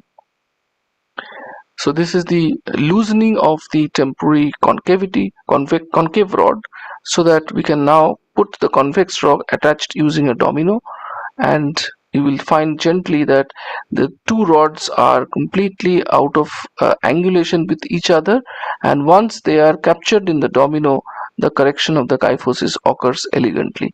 But this has to be remembered that a loosening of the temporary rod, which is here on the concavity, needs to be done so that the correction on the convexity is achieved completely.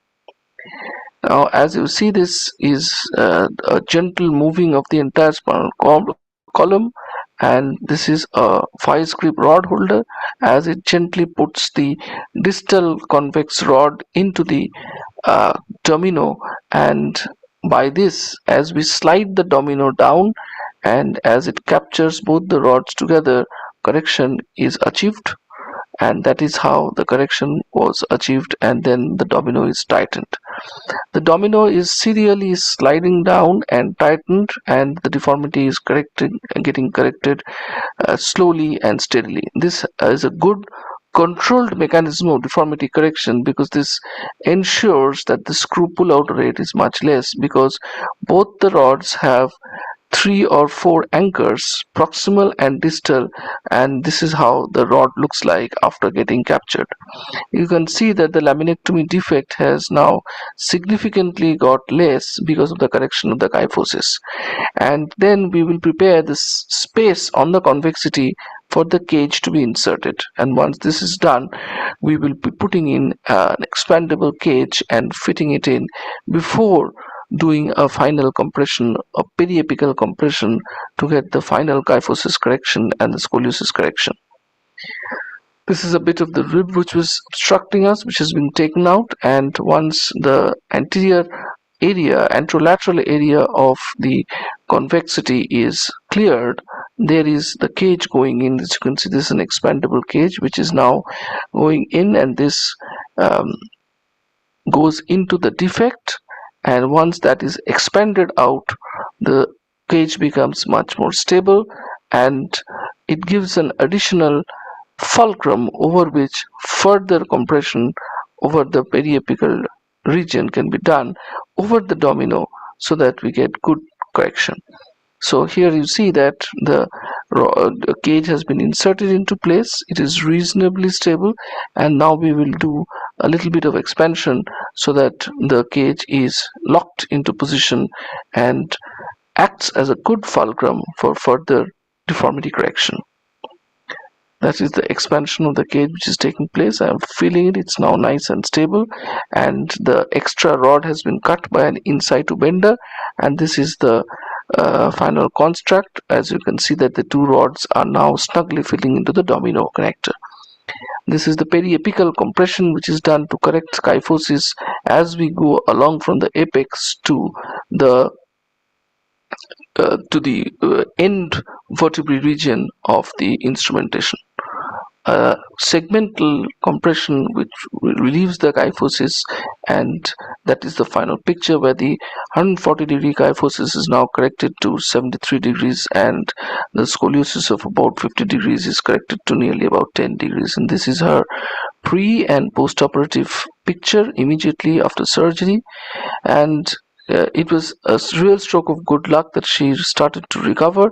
She was completely paraplegic by the time she had come to us, and this is 1 month down the line on the left side, and 1 year down the line she has got good, reasonably independent functional status, and independent walking is possible without any support. She has a little bit of limp, but otherwise she is extremely happy with the outcome. Thank you. Thank you very much, sir.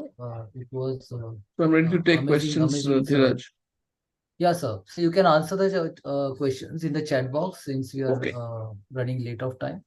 It was extremely meticulously performed surgery, perfectly done, sir.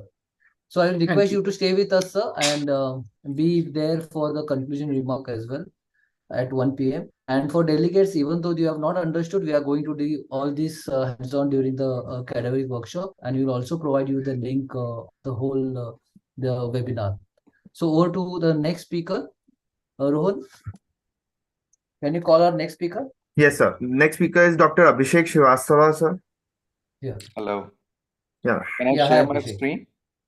Please, Yes, please. sir. So Dr. Abhishek is going to speak on T1 tilt, right? Yeah. Yes, sir. So its role in spine deformity. Yeah.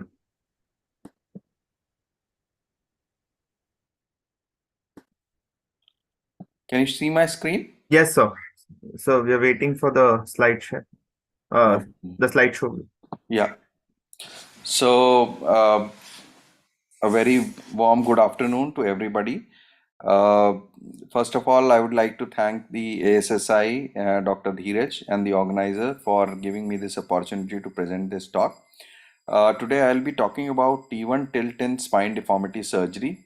T1 tilt can be, used in both adult deformity as well as pediatric deformity. However, since the tone of the meeting has been on mainly pediatric and AIS, so I have restricted my talk to the T1 tilt, which is restricted to the AIS. As we all know that the scoliosis is a three-dimensional deformity, and it is a deformity where there is sagittal deformity, which is hypokyphosis, hyperkyphosis, or lordosis. Coronal deformity is there. And along with that, there is an axial deformity, which leads to the rotational component. Abhishek, there is some break of voice and slides are getting hang. So you can switch off your video. Okay. Yeah, Yeah. So I and think yeah, that will be better. that might help you. Okay. Is it better now? Yes, it's better. Yeah. Okay. So so what are the goals of correction? So goals of correction are optimal coronal correction, where head is centered over the pelvis, restoration of thoracic kyphosis and lordosis, and realignment of thoracic torsion by lifting the concavity out of the chest and reducing the concave rib deformity. So these are the main one. The main idea is to balance the curve and get a correction of the deformity. So radiologically, we want to put the upper and lower instrumented vertebra where they are leveled. Apex is brought into the stable zone, elimination of rib prominence, ideally without thoracoplasty, and balanced shoulders. So how do we measure the success of scoliosis surgery, as T1 is an important component which helps to attain this success? So one is clinical, where we look at the shoulder balance, and that is where the T1 comes into the picture. Elimination of rib prominence, which is the rotation.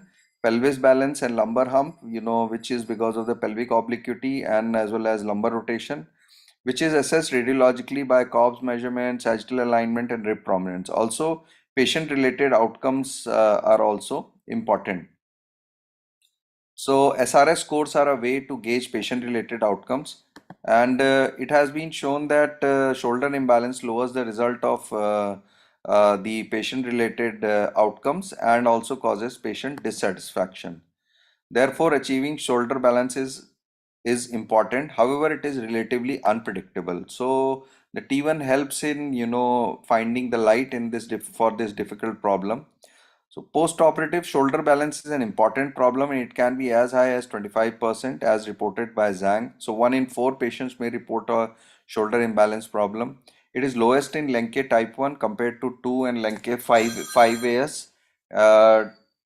So traditionally, it has been said that the incorrect selection of the upper instrumented vertebra was held responsible. However, as we have seen in the recent literature, that there are many other factors which are responsible for that. So main complications include, if you have a imbalance, is because it is a denotion that there is a surgical decompensation. There might be a need for possible reoperation because one shoulder might stick out. There has been recent report which show that T1 tilt and the shoulder imbalance can lead to distal adding on as well, and also it can lead to lumbar curve progression and truncal shift. These all are the factors which bring down the efficacy of the AIS surgery.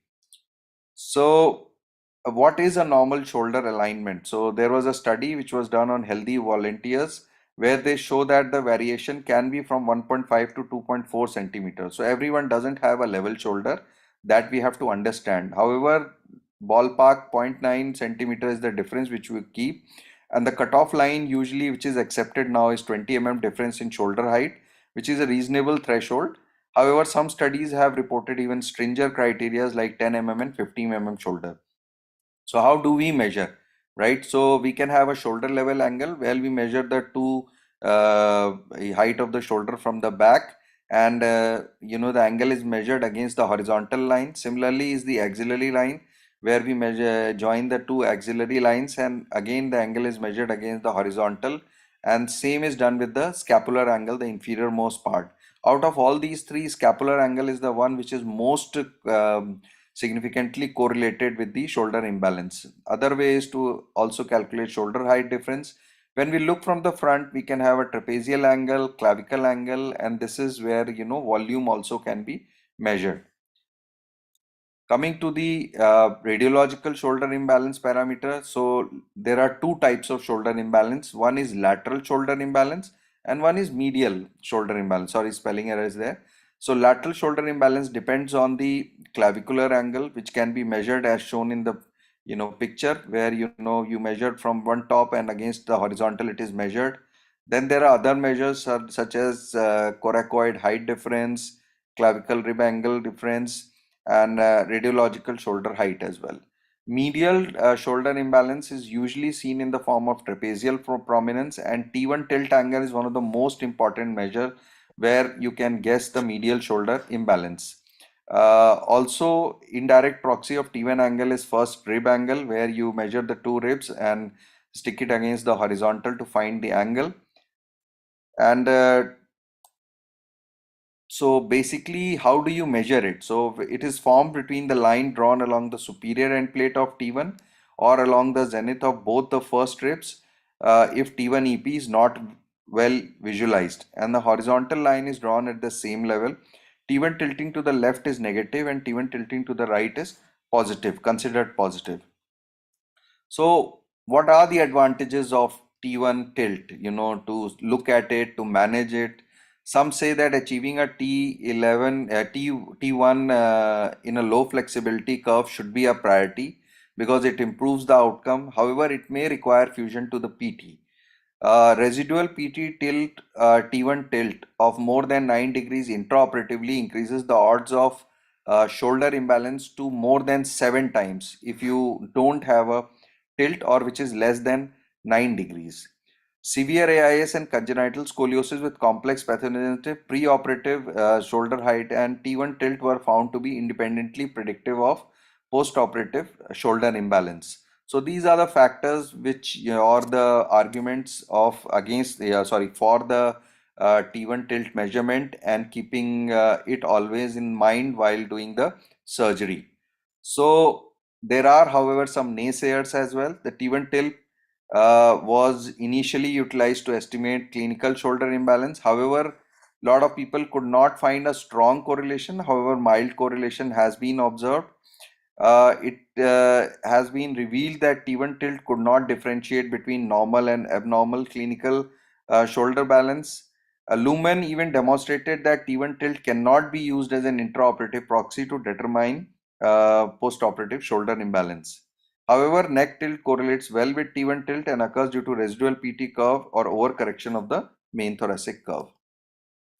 So how to achieve it? Shoulder balance, sufficient correction of the proximal thoracic curve can be done, avoiding overcorrection of coronal malalignment.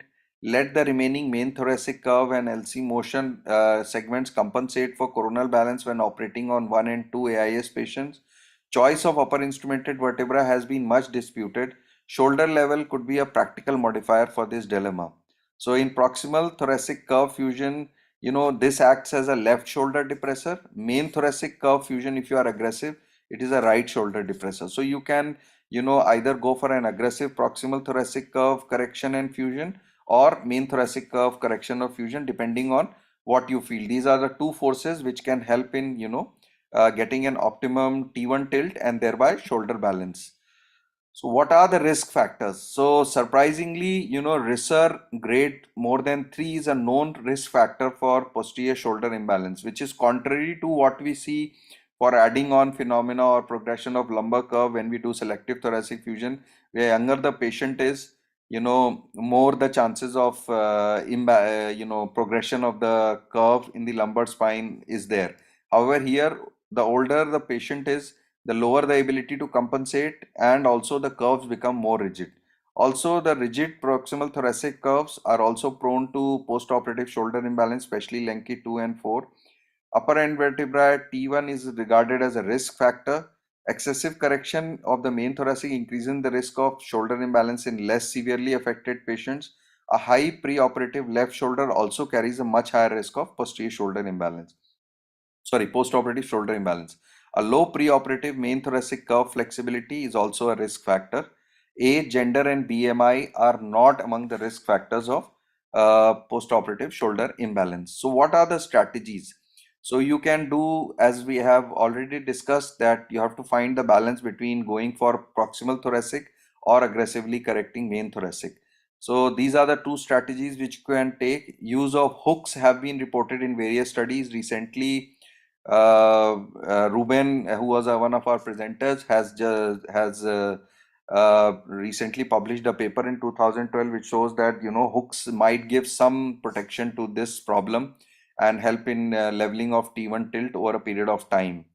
Also, correct lower instrumented vertebra selection is important. Achieving maximum intraoperative for reserve grade 4 shoulder balance due to low potential for spontaneous correction. As we have already discussed, age is a negative age, increased age negatively impacts the ability to achieve a T1 tilt. And also, we can offer final fusion to all growing rod graduates for a better shoulder balance. However, this move is controversial. So these are the techniques which we can use for intraoperative assessment. As you can see, you can take a X-ray of the area which involves the proximal thoracic spine as well the upper part of the cervical spine, and can look at the tilt along with your construct. However, you have to make sure that there are no positional problems which are there, and that can help as a guide which can help you decide where your balance will be post-operative. There is a Malaysian group, Kwan, who have been swearing by the T1 tilt and its role in establishing the medial shoulder balance.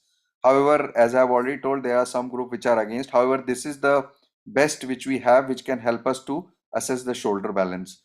Also, the right-sided tilt is bad for the post-operative shoulder balance.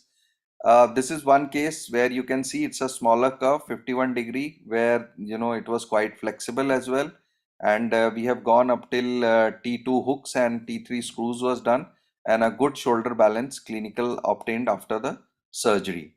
So another case where Lenke type 1B is there, you can see again it was flexible, and here not very aggressive correction of the main thoracic curve was done, and the shoulder balance was achieved post surgery. This is another one where you can see there is a large thoracic curve and a large lumbar curve as well. However, it was like 1C which corrected on bending films, and you can see these are the preoperative films, and shoulder imbalance both medial and lateral can be appreciated, and intraoperatively we were able to attain a good T1 angle by not very aggressively correcting the main thoracic curve and also balancing the lumbar curve. So this was a selective thoracic fusion which was done, and this is the clinical picture which you can see in the follow-up period, and the patient has been quite happy with the outcome. So in conclusion, T1 is a harbinger of how your shoulder balance will be, and as we talk about the deformity correction, that we have to have a balanced spine, here also we have to talk about a concept called a balanced shoulder rather than a level shoulder, as normal people can also have some amount of shoulder asymmetry, and there should always be a clinical shoulder assessment preoperatively and postoperatively in all our follow-ups, and leveling of T1 tilt and first rib angle do not guarantee the postoperative shoulder imbalance. However, they are a good guide in a very blind tunnel. So things are still evolving, and that is one of the major things which helps us to guide. Thank you. Thank you so much, sir. We now move on to our next speaker, Dr. Anindya Basu, who's going to speak on the convex instrumentation technique, about its easiness and safe strategy to instrument in AIS. I'll just any questions to Dr. Srivastava, sir? Can Dr. be Abhishek, you can put answer in the chat box. Yeah, I'll answer this chat box. I'm just stopping my screen share. Yeah, thank you, Dr. Srivastava. Yes. So after hearing all these talks, now let's go to the practical thing. Dr. Anindya going to speak on the convex instrumentation technique. So I first came to know about this technique when I visited him. There he has arranged a scoliosis marathon live surgery workshop, and there we have performed almost 10 scoliosis surgeries. So this is an extremely interesting presentation, and can be done by beginners in spine surgery who are inclined towards scoliosis surgery. Very safe way of putting screws in deformed spine and correcting it. Over to Dr. Anindya. Thank you, Dr. Dheeraj Sonawane, and Thank you for inviting me to give this talk. I'd just like to make it a full screen. Don't know if I can do it. 1 second, please.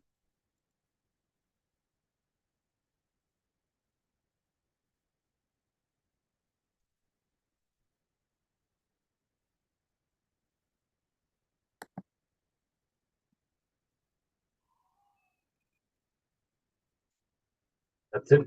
Is my screen visible now? Yes, your screen is visible. Right. So the question is, do we always No, need you a are not. construct like? No, your slide is So you not have not. seen. Yeah. Is my Slide is not seen. the slide is not visible? Yes, slide is not visible. I'll again share it.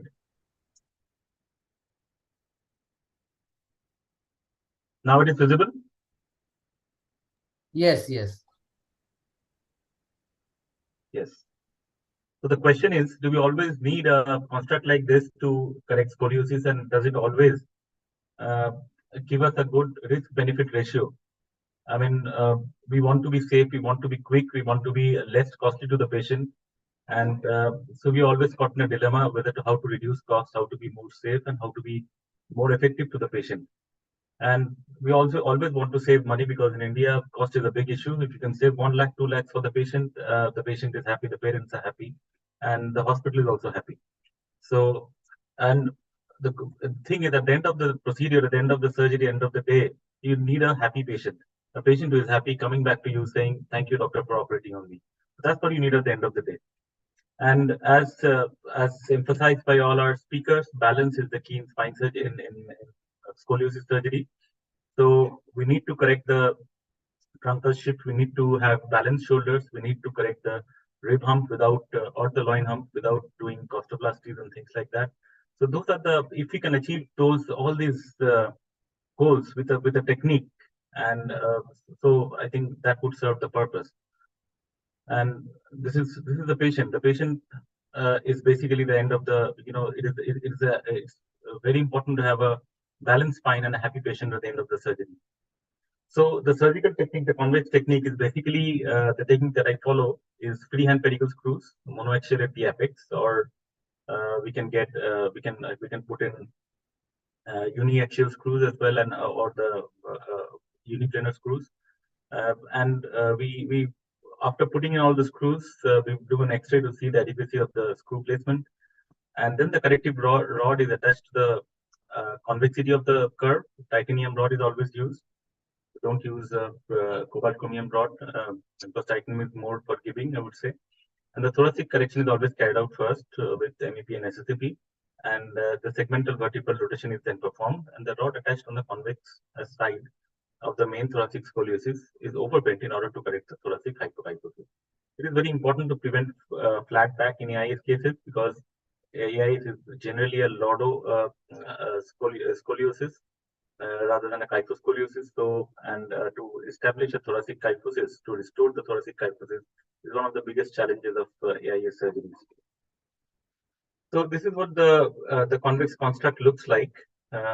So majority of the screws are on the convex side, on either the thoracic curve or the lumbar curve, and then you have the concave, the concave side rod is basically a support for the construct. And many of these, and the surgeon from whom I learned, sometimes used to place one rod on the convex side only, but that's a different story.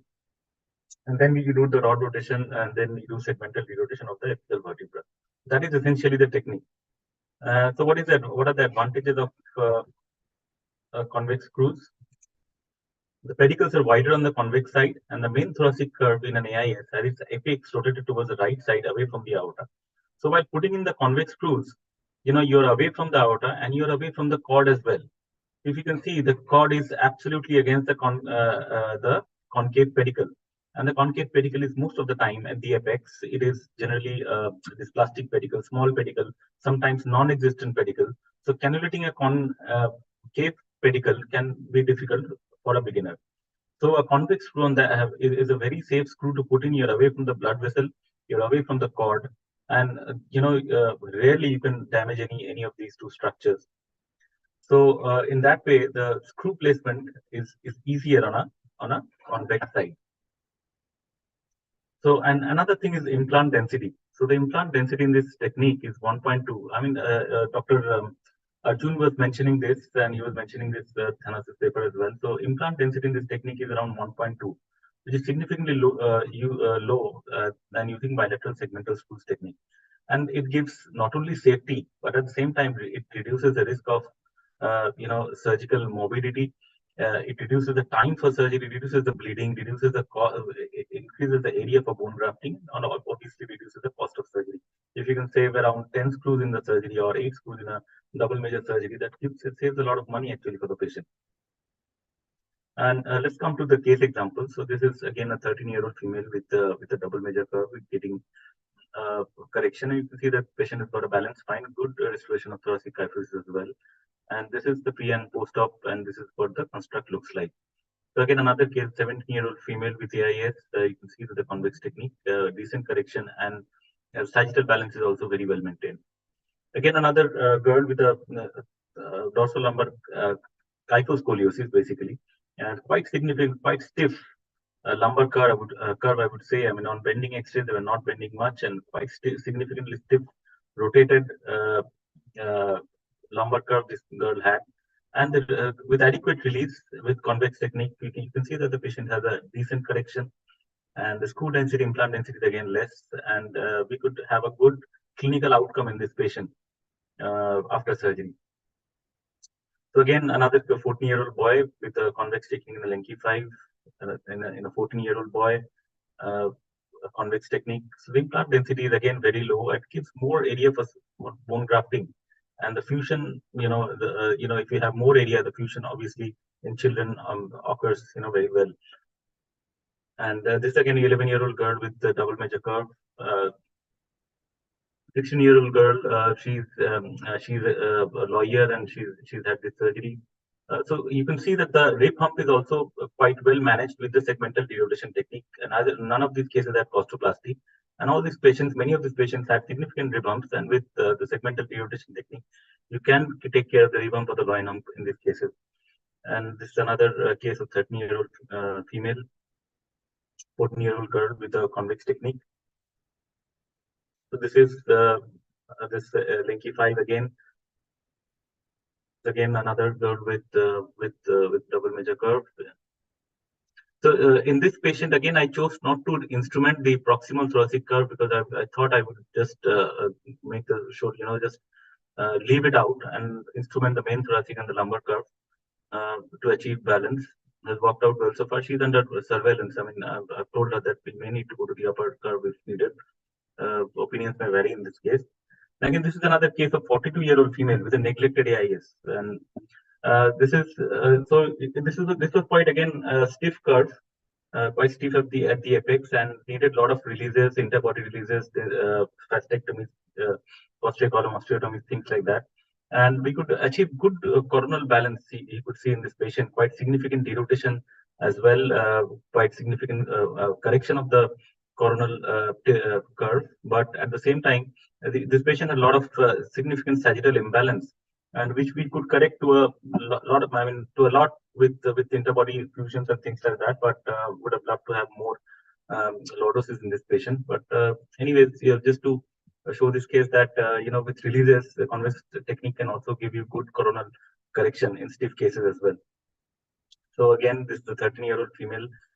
This one I did during the course with quite stiff again at the apex, and we could achieve a balanced spine. Achieving under correction of the thoracic. This patient had a little bit of thoracic curve as well, so under correction of the lumbar curve to balance it out with the thoracic curve was the strategy to achieve a balanced spine in this case. And this is another girl with we could see that with convex technique quite. And you can see in this case, I'm quite, the important thing here is the thoracic kyphosis restoration. Or you don't want to achieve a flat back, after AIS surgery. So the thoracic kyphosis restoration and maintenance is very important in these surgeries. It's a sagittal balance which is often not don't given importance in AIS surgeries, but that is very, very important. So this is a short video, just to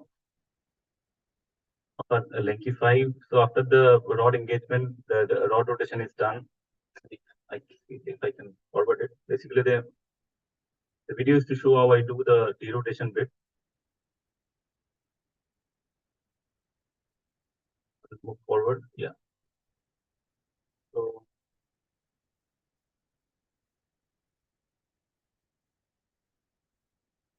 this is the derotation part. So individual vertebrae are derotated.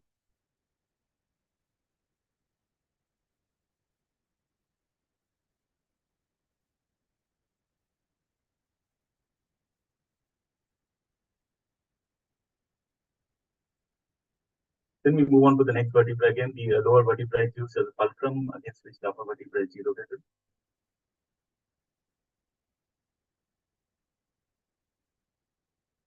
That is the segmental derotation technique. And basically, you're pushing against the medial wall of the pedicle, which is quite strong and gives you good derotating force, correcting the rotation component of the scoliosis surgery. This is what you have at the end of the surgery. And this is the paper actually by which Dr. Arjun was also quoting by Thanos. Has done more than, I think, 500, 600 cases by now. This was published back in 2016, I think, yeah. So he mentioned about 220 patients where he had very low complications rate, and I have assisted in more than 55 surgeries of this the convex technique. And what he stressed upon was the releases. I mean, even in stiff curves, if you had significant release, you could hold the curve with hold the correction with less implant density if you have had good releases. And definitely in my case series, which is about 40 till now, I haven't had any touch wood implant failure, implant pull out, or things like that. So rod breakage. And he also did not report any of these complications in his series as well. So that proves that less implant density can also serve the purpose, and it saves you a lot of money. He used to tell me that Basu, when you go back in a country like India where cost is a big issue, this technique is going to help you. And obviously, I worked with 7 scoliosis surgeons during my fellowship, and I was kind of quite impressed by his technique. So I started doing it when I started in scoliosis surgery here. So this is his paper. You can go through it, and there's a surgical video as well. So I mean, there are other institutions, other people also following this technique across the world. It's not that only Thanos is doing it. So the take-home message is the convex pedicle correction technique has achieved very satisfactory scoliosis correction, high patient satisfaction and functional outcome. And this technique carried low neurological and vascular risk due to screw placement of the convex pedicles, which is away from the cord, which is away from the vessels. And the low implant density has its own benefits of improved thoracic kyphosis and maintaining normal global sagittal balance, and obviously saves the cost for the patient as well. And so this is a slide where put in the other cases as well. So this is the first one. Obviously, I mean, you cannot apply this technique to every type of scoliosis cases. In PGN scoliosis, you cannot do a convex technique. In congenital scoliosis, you cannot do a convex technique. Or in cases with kyphoscoliosis, where there's a component of Schumann's kyphosis as well to this patient. This was one of the patients who had this. So you cannot do convex technique. And this is again the last case was one of my cases with congenital scoliosis. Again, convex technique is not recommended. So I mean, this is not a technique for every case of scoliosis, but you can pick and choose your cases. And in simple cases, not very rigid cases, or cases which you can think you can manage with this technique, this gives you, your surgery is over in less than 3 hours. Blood loss is less, and obviously, it saves a lot of resources for you and the patient as well. Thank you. Rohan, yes. So great talk, Anindya Basu. So there are a few questions in the chat box. We have tried to answer that, and it's a wonderful technique. Really, I will also like to use this technique in my routine practice. Thank you very much. Rohan, please call our next speaker.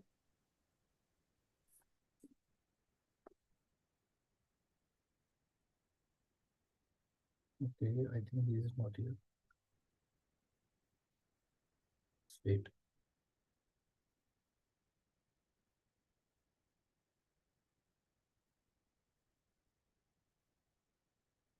I think, yeah, next speaker was going to be Garg, and since Bhavuk is not there, and we have some time, I will share a video of mine of a scoliosis surgery.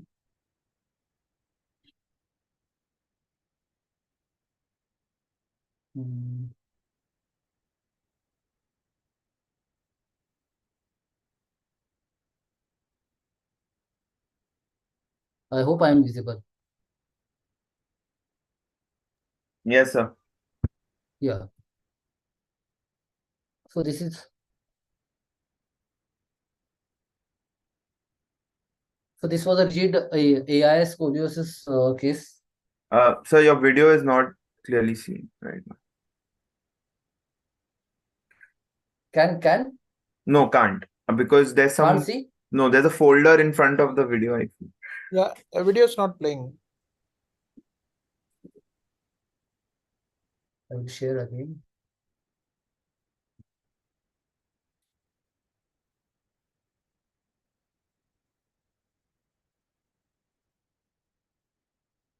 Can you see now?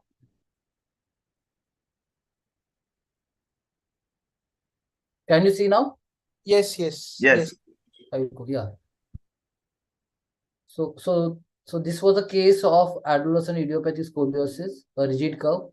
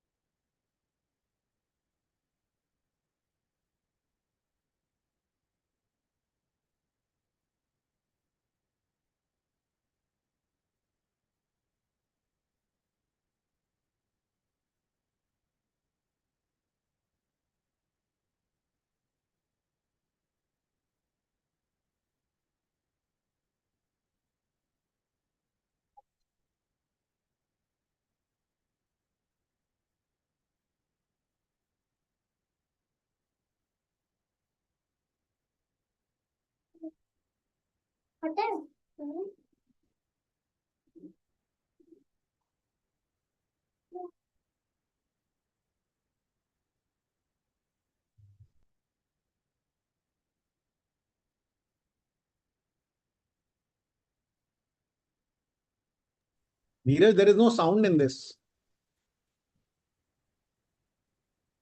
There is no sound? No. Yeah, but nobody have told me by now. Whose There is no is sound? whose lecture is this? This is mine. Why there is no sound? Stop the screen No, share. there is. Nobody told me this.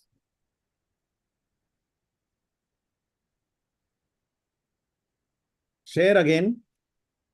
And when you click on share, देख नीचे एक share sound करके option है. Okay. Optimize for video clip. Should I click on that also? No, just share sound.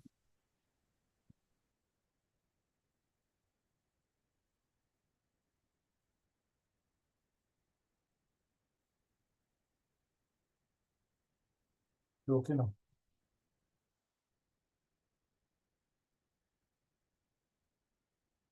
Every screw should be checked with neuromonitoring okay? probe for any cortical breach, which will show up as Yeah, a it's good. signal on the Yeah. neuromonitoring screen. Afterwards, we should also check for MEP and SSEP. Okay, so I will just quickly run again through the slide. So The this was a triradiate cartilage is so this was a rigid AIS curve of 115 degree, and it was bending up to 88 degree.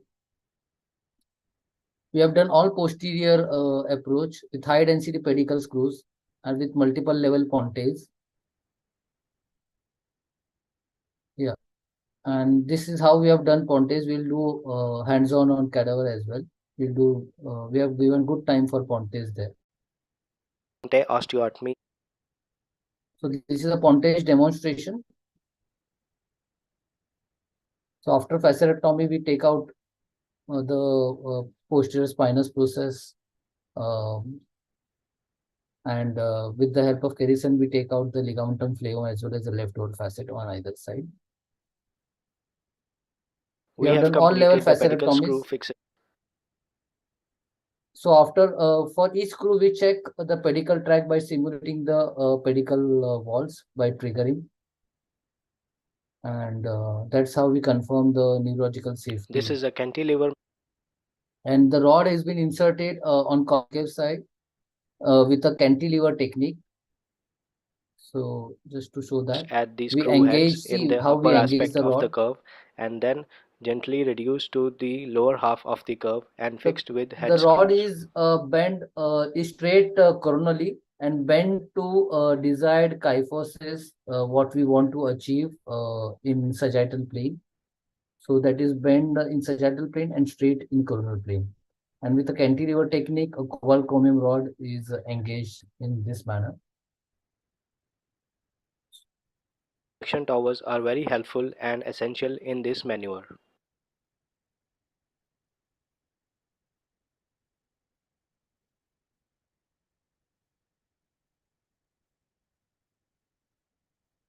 After fixing the rod on one side, do check for neuromonitoring, and if there If required, we can do in situ bending for adding further correction to this. is any signal drop, you have to reverse the curve. Now we are attaching the second rod on the opposite side in a similar manner. This reducing device is extremely helpful for such big deformities.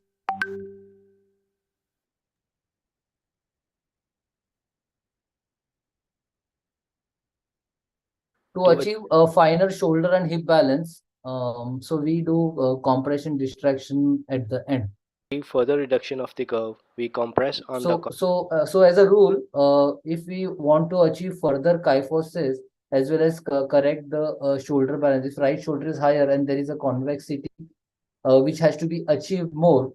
So for achieving extra compression, we have to distract first. So distraction within the thoracic spine interlaminar space give more kyphosis. So we distract more on the left side. So that will give some extra kyphosis as well as correct the shoulder balance as well. So this is how we play around for shoulder balance as well as getting extra sagittal correction. convex side and distract on the concave side.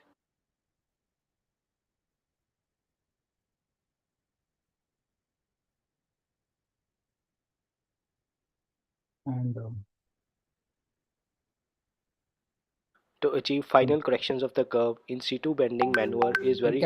It's better to do the in situ bending when the rod is only one rod is placed.